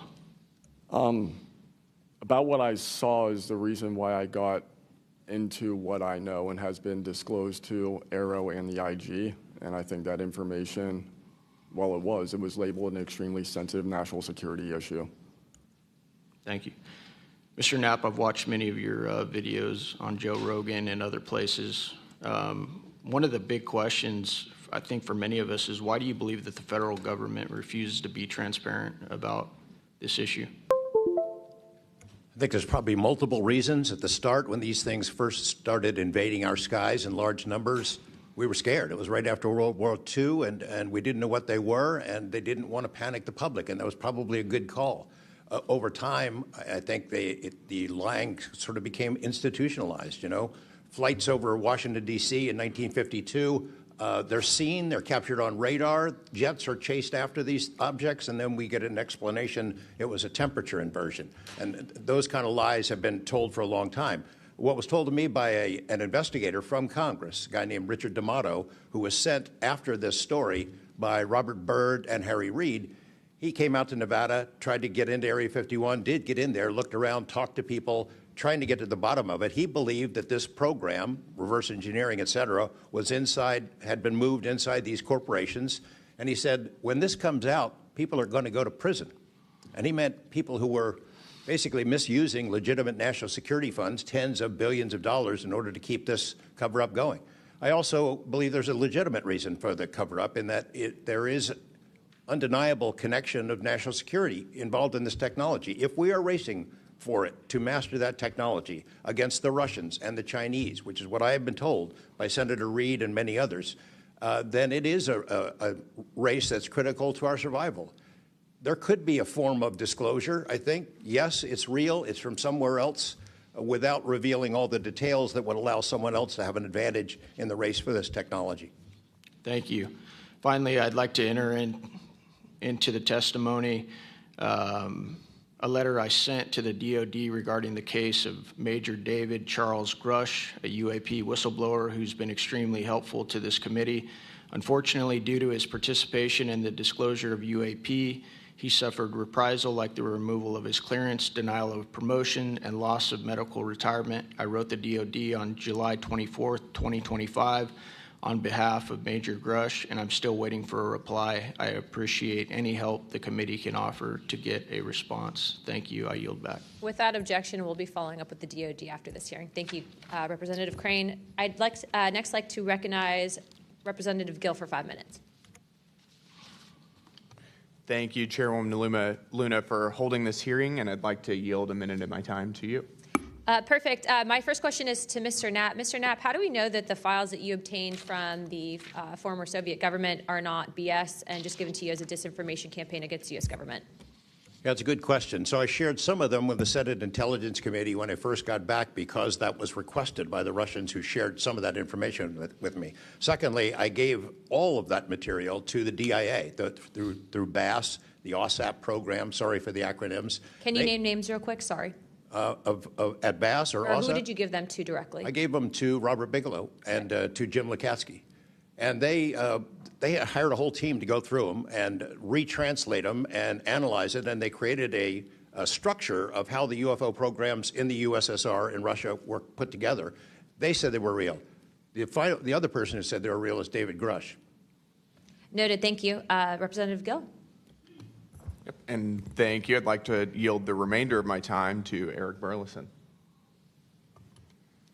Thank you, Representative Gill. Mr. Wiggins, Chief Wiggins, in your view, what mechanisms, such as internal protocols, witness debriefings, or cross-agency documentation, should be better established in order to ensure that such a credible sighting, like the one that you have given, are preserved and made available to oversight bodies like this? Thank you, sir. As a active duty Navy member, our mission is to carry out the ship's mission or the command's mission. And we, on a general basis, don't have knowledge of what to do when we see things like this. We just don't. We're there to do our mission and do what's told of us, right? So I think what would be important is giving active duty members a clear way of being able to report things like this to where it gets to this point. And ensuring that we have a standard level of understanding that there wouldn't be any level of reprisal or anything happening.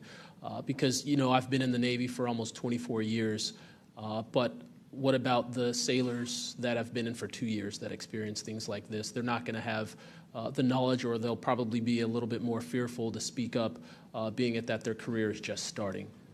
Yeah, I want to commend you. You're the first witness to come forward that is currently serving, and it's recognized. And so I thank you. And your testimony is unbelievable. Let me ask this question: are you familiar with the Witness Protection Act that Representative Burchett has filed? I'm not too familiar, sir. Anyone on the committee familiar with it?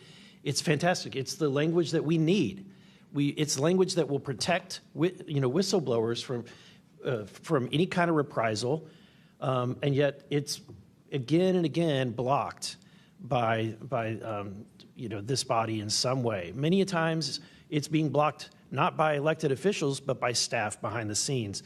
And the other bill, the UAP Disclosure Act, which was filed last year, Senator Schumer, who I cannot believe that there's a topic that he and I agree on, but he and I agree on this topic. He has sponsored it in the Senate. He put it on the National Defense Authorization Act last year. Remarkably, I can't get it it was stripped out by the House last year, and I can't get it onto the bill leaving the House this year. Mr. Knapp, how far would that bill go to actually getting the answers that we need? Pretty far. I think that they're still going to have roadblocks. The keepers of the secrets, the private companies that have been doing this job for intelligence agencies for a long time, are not going to cough it up. You'd have to force it out of them.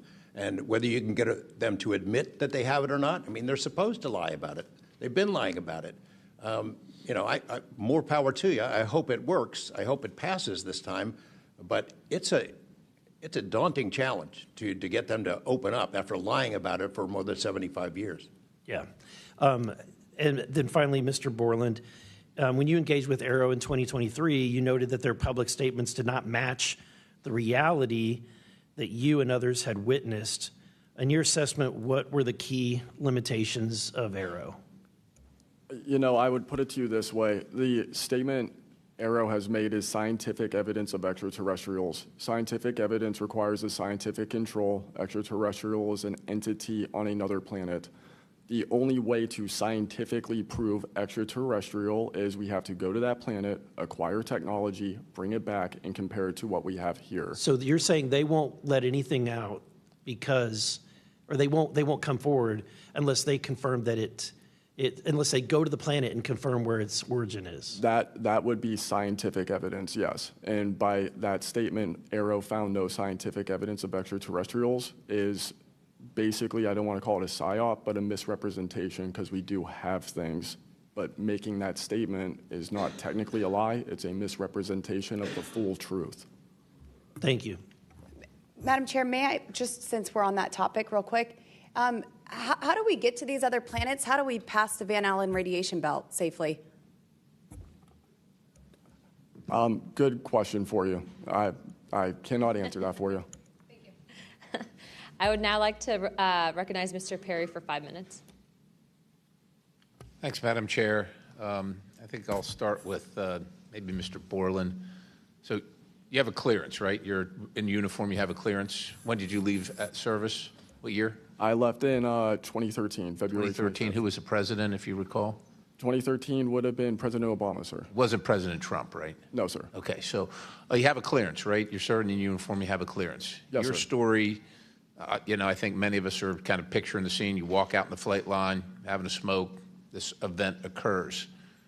Do you have the perception, at least I do, based on your story, that this involves the U.S. government? Whatever you saw involves the U.S. government. That is 100% my opinion then and now. And was there an after action? Do you do a daily debrief of the activities of the day? Was any of that recorded? Was there a conversation with the command? Was there any documentation that you know of at the time? Not to my knowledge. I mean, like I said, I talked about it on the ops floor, and a couple of people had pulled me aside, some older enlisted, and were like, you probably want to keep that to yourself. So did you get the impression that they knew what you were talking about, just didn't want you to harm your career or seem crazy, or that they didn't really witness? Did you know anybody else that witnessed what you saw? Again, not that night. Like I said, the only people that would have been out there would have been security forces, and then those of us that were doing ops. Security forces in uniform or contract? Probably both. Did you talk to them? Did anybody talk to them in an after action? Not to my knowledge, sir. Was there any interest in the command to determine and verify what you saw? Not to my knowledge, sir. It's unfortunate. Chief Wiggins, thank you for your service. Gentlemen, thanks all of you for your courage to be here. Your story's a little bit different. Sounds like it, well, for both of you guys, and also Mr. Nusatelli, if this were sanctioned by the U.S. government, even though you have a clearance, but it's classified above the clearance level, do you see any reason why they would allow you access, being present, viewing it, hearing it, being around it? Like, what is this, an accident? Like, does the U.S. government make these kind of accidents? They make accidents, mistakes like this? Like, we're doing this test of this new system, and we forgot these guys were standing here. Does that sound like something that the U.S. government would do? No, sir. Some of the launches we were doing were like $5 billion projects that had taken like 10 years to develop the technology. And these objects were coming right up to the launch pad. So any kind of mistake, I mean, it could cause a catastrophe. Right. So it's very confusing why these objects would be operating in and around our bases or during training exercises. So it would lend you to believe that the U.S. government had nothing to do with whatever it is you saw. Correct. They wouldn't want it there because it would potentially interrupt the proceedings at the time. Was there an after action? Was there a discussion by your command? Was there an investigation? It's pretty significant activities that you were involved in. Was there an investigation that you know of? We conducted investigations in real time, right, and we document all the evidence. But as far as anything from higher up, I don't know if there was an investigation done. No information came down on what we should do. Were you ever interviewed at someone else's request? About that incident? Yeah, about the incident. I don't believe so. Do you think you find that odd? If something happens, you're around multi-million, maybe billion-dollar operations and launches of national security interests, very sensitive. There's an anomaly in the operation. The only person witnessed it, saw a UAP at Vandenberg at that time frame, that was interviewed was the one that witnessed the thing land. Why wouldn't, well, I don't know why I'm asking you, but it seems to me that we would want to interview everybody associated, even not associated, to find out if they were associated. Chief Wiggins, how about you? Was there an investigation? Was there an after action? Was there documentation on the incident that you were privy to? No, sir, not that I know of. And in my previous experience as an operations specialist, all operations that I've been a part of have been deliberate. So yeah, they're and deliberate operations. After the operations, you conduct an after-action review, or that's what the Army calls it. I don't know what I imagine the Navy has something similar to determine your weaknesses, your successes. Did you do that in regard to this incident? No, sir. The Navy calls it after-action reports, and not to my knowledge was there an after-action report of this incident, sir. It's unfortunate. Thank you, Chair. I yield. I now recognize Mr. Biggs for 5 minutes. Thank you, Madam Chair. Thank you to the witnesses for being here today. I'll tell you that today's testimony should alarm every American, no matter their views on UAPs. This isn't simply about UAPs. It's about government integrity, responsible use of taxpayer funds, and Congress's constitutional duty to oversee the executive branch. We've heard evidence of critical information hidden in special access programs, off limits to virtually every elected representative, and certainly to the public. Credible witnesses report retaliation for speaking out. These are clear attempts to silence those who are exposing the truth. We must protect the whistleblowers. And decades of government disinformation have eviscerated public trust. So this isn't a partisan matter. It's a constitutional matter. And when you talk about the VAs, Ms. Spielberger, and all the problems that they had, the hub of that was Phoenix. And they went after the whistleblowers there. And that was under the Obama administration. So it doesn't matter which administration, which party, both parties have got to come clean, particularly on this. So if the government thinks it can hide the truth and punish those who speak out, Congress has to keep pushing until the facts, whatever they are, wherever they lead, come to light. I'm going to go to you, Mr. Knapp, first. You've interviewed numerous UAP whistleblowers over the years. Question is, how do you verify their claims before deciding they're credible enough to report on? It's a combination of factors. First, you check their credentials. Did they really serve where they said they did, and did they work where they said they did? Are there any other witnesses? Is there visual proof, film, footage, things of that sort? You ask the people around them that know them, that used to work with them, if they're credible people. That's one way. You know, I think about AARO, the organization that this body created to deal with witnesses and whistleblowers. I hope I'm not taking too much of your time here, but they invited people to come forward, service members who saw things and had experiences. And I can tell you that the people that I have talked to who went through that are deeply disappointed. There was a guy named Bob Jacobs who was a lieutenant attached to Vandenberg in 1964. His unit would record missile tests. They recorded all of them. On one of these particular tests, a UFO comes out of nowhere, zaps what looks like a laser beam at what would have been a nuclear dummy, a nuclear weapon, and disabled it. And he is called into the commander's office. Two guys in suits clip that film footage out that shows the UFO, and he's ordered to never talk about it.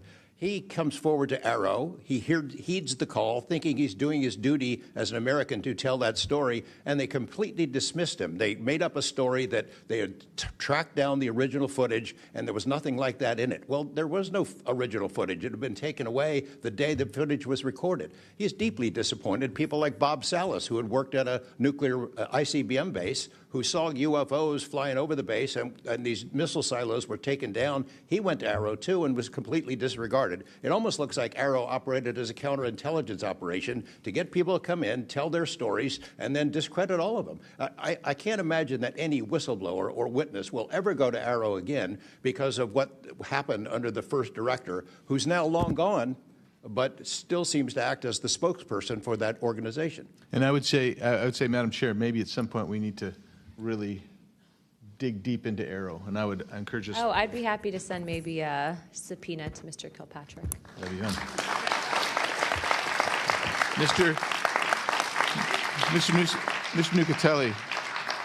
Mr. Nucatelli, you've testified that official Air Force records of the Red Square incident are now held by AARO and the FBI.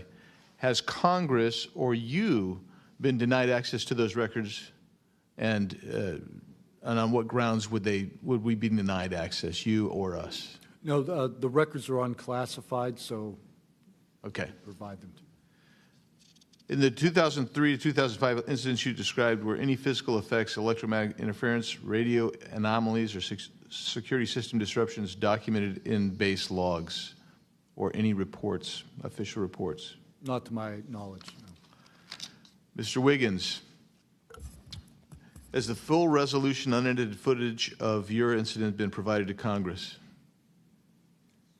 Yes. Okay. Were you or your crew ever instructed formally or informally not to document or discuss the event? Ever? No. Good. Mr. Borland, you've talked about manipulation of your security clearance records. Can you identify which agencies or offices were responsible and whether they provided any written justification? I can do that in a skiff, sir, 100%. Because of being a part of a multi-agency special access program, I cannot give those publicly. So I'd encourage us, Madam Chair, to have that skiff meeting if we can. And then, Mr. Borland, again for you. You testified that you withheld certain sources and methods from Arrow due to mistrust. Can you give us some specifics that led you to believe they were misrepresenting the truth? Well, as I said already, what I said about scientific methods, scientific control, extraterrestrials, I mean, I know what I've seen, I know what I know, and I know it's true. So any agency that's going to go public and try and manipulate the public perception of this subject in such a way that it is negative when I know the truth about it is why I had extreme reservations with it, and also what I've been through and other whistleblowers and people in the know about this subject have been through. So, Madam Chair, thank you for letting me wave on. I think the key thing there you talked about was manipulation of message, manipulation of narrative. That is really the problem with this entire the system that we've seen since you've started these wonderful hearings, Madam Chair, and I thank you so much. Thank you, Representative Biggs. The chair would now like to recognize Mr. Begich for 5 minutes. Thank you, Madam Chair. First question, Mr. Borland, earlier today you mentioned that in a skiff you would be able to discuss whether a member of Congress is actually legally able to access certain information. Under what authority would a member of Congress be restricted from accessing information on this topic, even within a skiff? I would suggest reaching out to Director Gabbard and speaking with her about that. I'm hopeful that this goes back to the executive branch and who even has authority.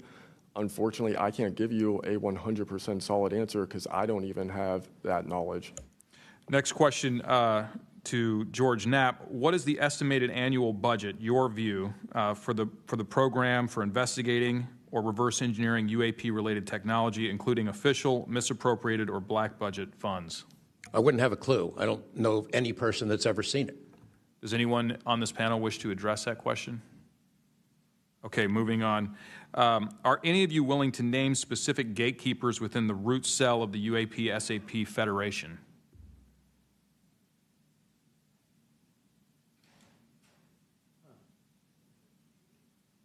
You mean specific people and contractors that have dealt with this and kept the secret? Specific individuals. Well, one of them was named Dr. James Ryder at Lockheed. But, you know, again, to emphasize, I don't fault these contractors for doing what they were asked to do by our government. They're supposed to lie if people ask about it. And the intelligence agencies who gave this stuff to them, CIA, I think primarily, told them to keep it quiet, and they've done that. And I suspect that they'd like an off-ramp, that they'd like some help with figuring out this technology at some point. And this is, again, available to anyone, is there a security classification guide for UAP or NHI?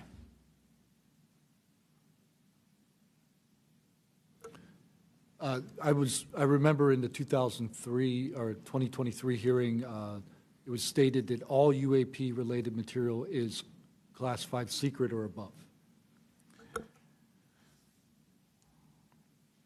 I have a name for you. Go ahead. Glenn Gaffney, CIA. Glenn Gaffney, CIA. Another question for you, Mr. Knapp.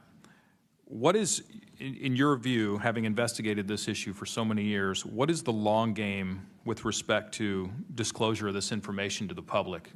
Because with the advent of essentially a video camera and a high megapixel phone in everybody's pocket, at some point, this information is going to be impossible to withhold from the public. What do you think is the long game here? Well, the secret's out. I mean, how many videos have there been already? You know, videos that are leaked from within the military and intelligence agencies and contractors and sensor platforms. It's out there. But they have the high ground. The people that don't want us to take it seriously dismiss it, discredit the witnesses, come up with a cover story. I mean, it's been out there a long time. The public senses that it's real, and the people in authority dismiss them. It's a game that's been going on a long time, and I don't think they're ever going to release it. I think that there's an attitude among the people that have been involved in this for a long time that the public doesn't deserve to know, and that the public probably can't handle it, but they can. Final question, again, this one's open to anyone who'd like to answer it. Describe your understanding of the org chart or lines of control within the executive branch with respect to these topics.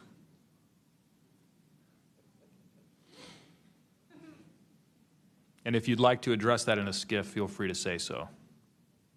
That could work as long as I'm legally allowed to and you are legally allowed to receive it. I think these programs are in the executive branch, National Security Council and over on that side. That seems to be what some of our witnesses have told us over the years. So you can, Congress can file all kinds of requests. The FOIAs can be filed with the Department of Defense, Department of War now, and they can honestly say, well, we don't have it, because they don't have it. Thank you. Is there anything in my remaining 30 seconds that you'd like to share on any of these questions that I've asked you today? I applaud the committee for trying to tackle this monster of an issue. I really appreciate that it might be the only bipartisan issue in Washington where everybody can agree. We've watched multiple hearings now. Everyone is asking the same kind of questions, whether right or left, and honestly want the answers. And Chairman Luna, Chairwoman Luna, I appreciate your dedication to this, Tim Burchett and the other members, for sticking with it, because it's come up in Congress before, and they had hearings, and then they dropped it for 50 years. So it's going to take a lot of time to get to the bottom of this, and I applaud your commitment to getting to the truth. Thank you, Mr. Knapp. Pursuant to Committee Rule 9C. Madam Chair, can I ask a parliamentary question of you? Yeah, sure. Does this subcommittee have the authority to do subpoenas? Task force. So the task force, to answer that question, has to do it through full committee. Okay. So, and also in regards to immunity, which to Mr. Borland's point, we are going to be doing a motion to ask for immunity for you and a few other people to come into a skiff and tell us what you know without being subject to the Espionage Act, et cetera. Thank you, ma'am. So that's just kind of an update. But as a task force, because we are not a full subcommittee and there are certain authorities that haven't been granted to us, probably because they don't want us to have it. But there are ways to work around it, so we're kind of figuring that out. Pursuant to Committee Rule 9C, the majority and minority will have an additional 30 minutes each to ask questions of the witnesses without objection. So ordered. With that being said, if you guys want to jump in the queue, I know Representative Crane, Burleson, and likely Burchett have a few more questions. I'll just start out with two, and then I'll pass the buck to Burleson. Burchett, do you have anything? Yeah. Burchett and then Crane. Just real quick, Mr. Knapp, and short answers, please, because of time. How much of these alleged Russian crash retrieval documents have already been physically out there? So, I mean, percentage-wise of the documents that you submitted to Congress, what was public already and what was not newly released? Maybe 1%. Okay, so the rest of it should be predominantly new information. Yep. Also, can you just elaborate real quick? I know you had, I think, mentioned a Thread 3 program, but also alleged in those documents, I got through maybe half of them last night. There's a lot, and I don't speak Russian, contrary to what my people might allege. What does the Thread 3, was there any specific programs that existed within the Soviet government or groups to specifically investigate this by name real quick? It's a number. There's a number in those documents I gave you. There was a larger program that actually had 3 sub-programs that was, Thread 3 was the name I got, and then the DIA guys who looked at it figured out there was a much larger organization. And it's listed in those documents? Yes. Okay, thank you. Real quick, I'd like to ask the committee to replay that video that Burleson had played earlier. I want to ask every witness here, specifically ones that have sensor training or have been able to recognize some of this movements real quick. So if you guys can please roll that real quick.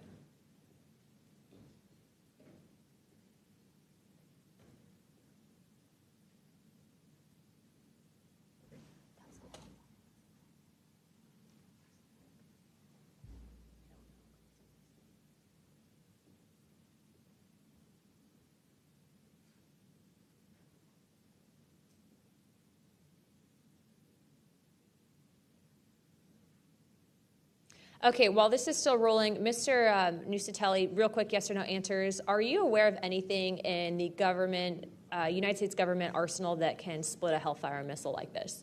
No. And do whatever blob thing it did and then keep going? Nothing? Nothing. All right, how about you, Chief Wiggins?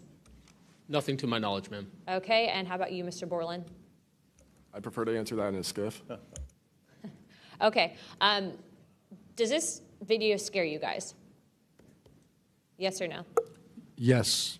Wiggins? Yes. Nat? I had a different reaction. I was really happy that it got out. Thanks for providing Curiosity that, kills the Congressman. cat. All right, Mr. Borland? Yes, for. Okay. All right, that is the end of my questioning. I'd like to now recognize Mr. Crane. Thank you. Chief, I was on a ship for a little bit. I was a gunner's mate on the USS Gettysburg for a couple of years. My question to you is, when you had your encounter and you saw it on the screen, you were in the CIC, is that correct? That's correct. On an LCS ship, the CIC is on the bridge, so it's called ICC-1, but yes, same. Did a bunch of the other folks in the CIC come and check out what you were looking at? Yes, we all did. The tactical action officer, myself, the RCO, and two others that were on watch. We were all in the same space, so we were all looking at the Sapphire screen all at the same time. Because in the other couple instances with the witnesses, you guys just saw it by yourself. Is that correct? Mr. Borland, you saw it by yourself? For me, yes, sir. Mr. Nusatelli, you saw this by yourself? No, there were multiple witnesses in every case at Vandenberg. Okay. So, Chief, did that spread like wildfire throughout the ship in the next day or two, what you guys had seen? No, sir. It didn't spread throughout the ship, but it spread throughout ICC-1 conversation. As you do your turnover, we talk about it.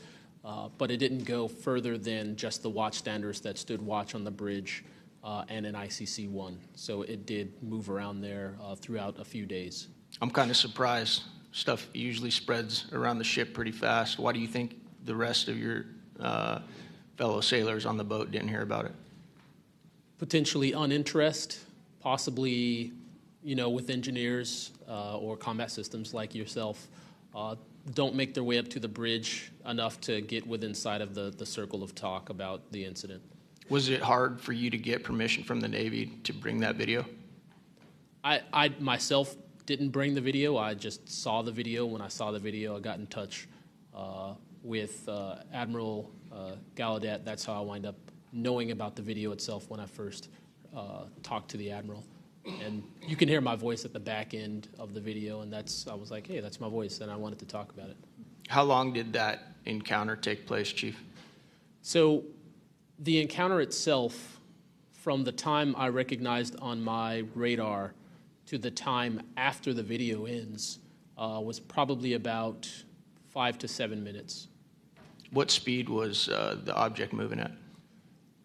When I first witnessed off the port bridge wing the object moving out of the water, what I thought was originally just a light on the water, something on the horizon, and surfacing and going into the air, I then knew it was an air contact. But as an air controller myself, I started thinking and going through kind of like my checklist in my mind. Could it be a helo? But it's not blinking lights. So I then realized this is something I've never seen before. So the speed itself, just going from the horizon to about maybe 3,000 to 4,000 feet in the air, was very slow, slowly rising. And then it sped up. I'm not an expert at knowing specific speeds of aircraft just by visual eye, but I would say probably 1-2 Mach instantly into the rest of the formation. I didn't notice visually with my own eyes the other 3 objects until I went back to my radar and also utilized Sapphire to see that, in fact, there were 4 total.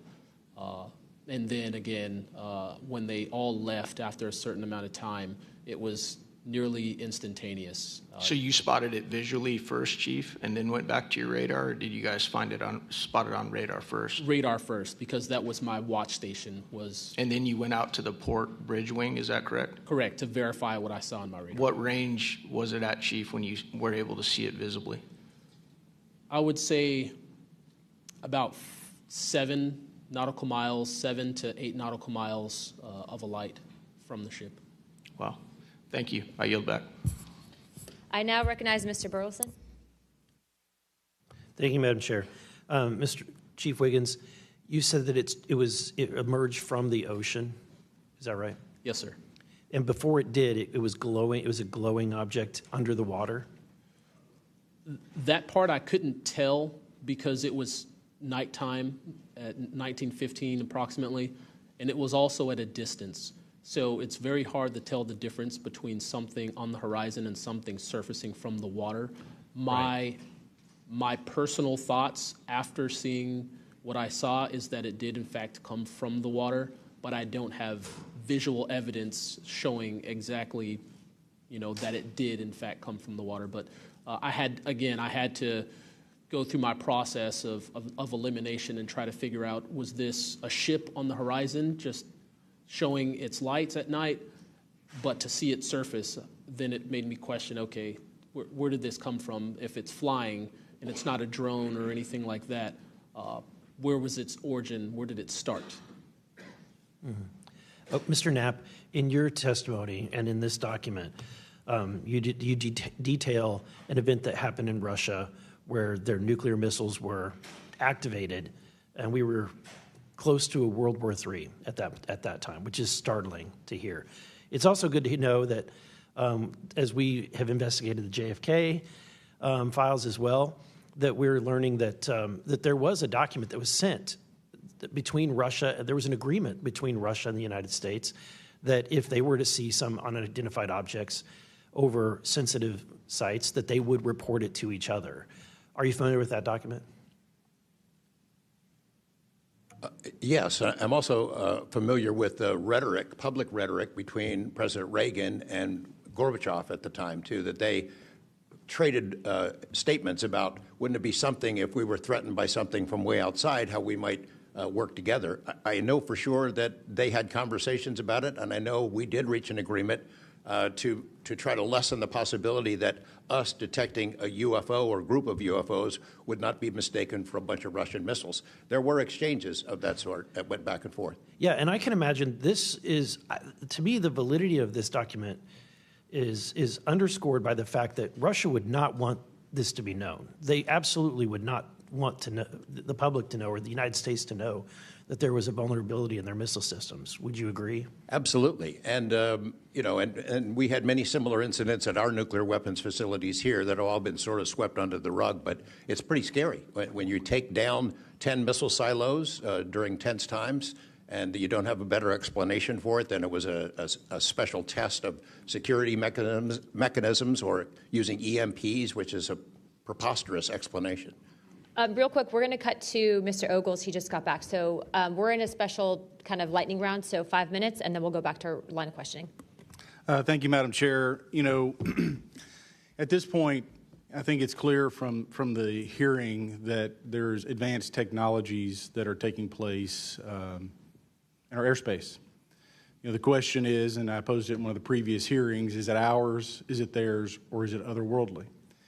There may not be a silver bullet at the moment, but when you look back through the hearing and the evidence that's been presented, if you're going to point the American people to one piece of evidence to start their journey on this topic, what would you suggest, sir?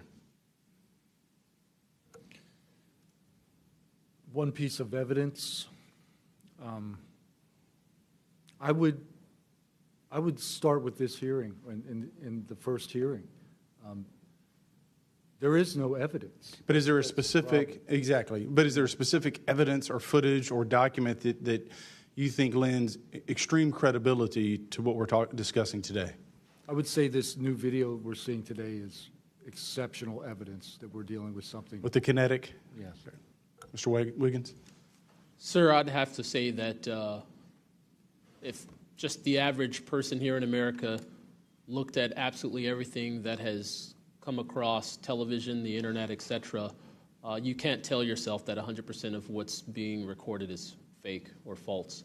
You have to, at some point, understand that there's something else out there.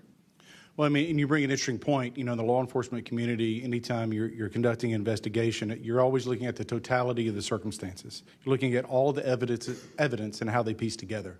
And so that would be my, advice to the American people, that this is a journey that is just beginning from a congressional perspective, but you have decades of data, some of it not real, much of it is, but thanks to Chairwoman Luna, we're now presenting this to the American people. And I think this latest video from Mr. Burleson is something that should get everyone pause.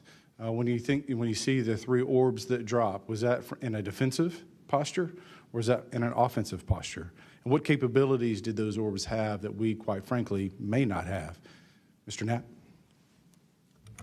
As I mentioned at the beginning of my remarks, what hooked me on the story was the paper trail, these documents that shouldn't exist. We've been told for decades, over and over, there's nothing to it. It's not a threat. You can go about your business. And then when FOIA becomes the law of the land, thousands of pages to the contrary leak out. There's a memo by General Nathan Twining in 1947 when the country was being overflown by dozens of UFOs, hundreds of UFOs, in which he said, look, this is not visionary or fictitious. It's real. These things are craft. They're not ours. They outperform anything we've got. I mean, if you follow the paper trail of documents that they wrote before the military got wise and realized that FOIA really exists and changed their tune and not put things in writing, it spells it out pretty clearly.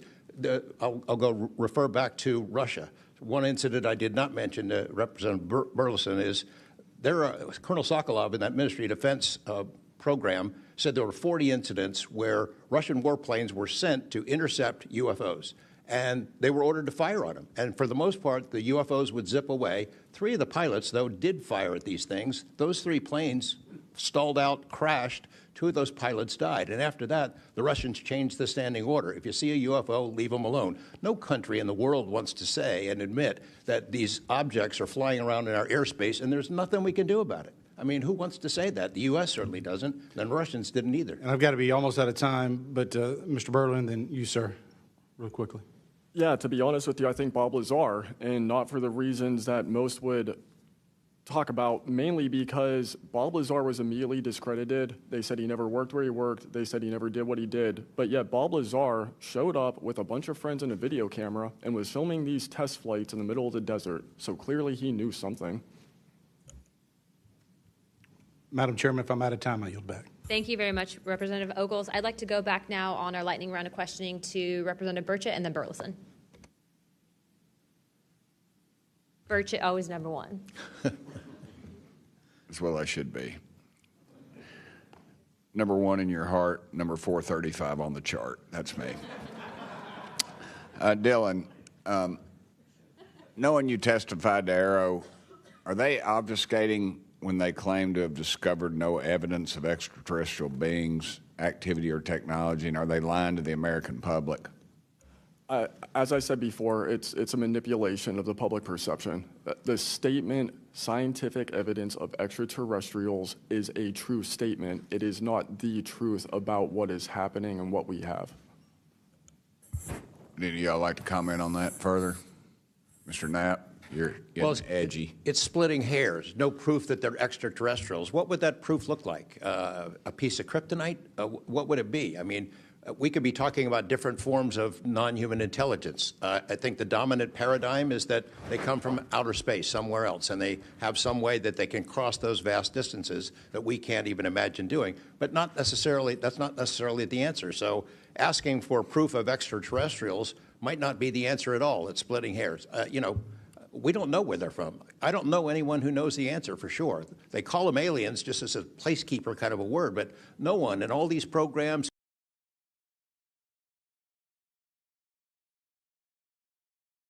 I've talked to Navy folks that some of the deep sea areas, they think there might be something there, that they're here, and I don't know when they got here. Another point that needs to be made is every time, you know, we say we're going to back engineer or whatever you want to call it, these craft, I always say, like, it'd be like if you took I ride motorcycles, but if you took like an Indian or a Harley to the people that came over here on the Mayflower, you know, they'd see a bright, shiny object, they might polish it, you know, they might get it started. I doubt they could. They couldn't work on it. They couldn't put fuel. They wouldn't be able to have the capability of putting fuel in it. I just think that's, you know, we're scratching at something that we don't have any knowledge of, and that's why it's just taken so dadgum long. But they do know, the first one that cracks that code, it's over. I mean, it's energy, it's power, it's everything. And I worry, too, that in the wrong hands that they do that, they keep it from the rest of us because they're so invested in whatever energy sources we have here that their billionaire buddies are going to profit, and they can't retool because they know once it's out on the internet, it's over. And so I think there's a lot of things going after it, and I think that's why the move to discredit folks is so rapid, too. I think, you know, they point to them and they put the dogs on them. And it disgusts me. There's a price to be paid for that, too. The Russians and Chinese are trying to figure this out as well, but they don't have the same kind of stigma. They tell their best scientists and engineers, get in there and work on it. And they've been doing it for a very long time, might have a head start on us. Here, we don't have our best scientists and engineers working on it because they've been told it's nonsense. The stigma is very real for people like that. I agree. Yield back, Chair Lady. Thank you. I'd now like to recognize Representative Burleson. Mr. Nusatelli, when you heard the testimony of Mr. Knapp talking about these missiles were shut down or turned on in Russia, does that remind you, when you hear these stories, it's got to remind you of the event that happened on your base? Absolutely. There are many accounts of incursions of this type taking place. I believe in the 60s we had a similar incursion in New England, and same thing happened. There were these objects coming over the base at low altitude, 200 feet over the base security police, and they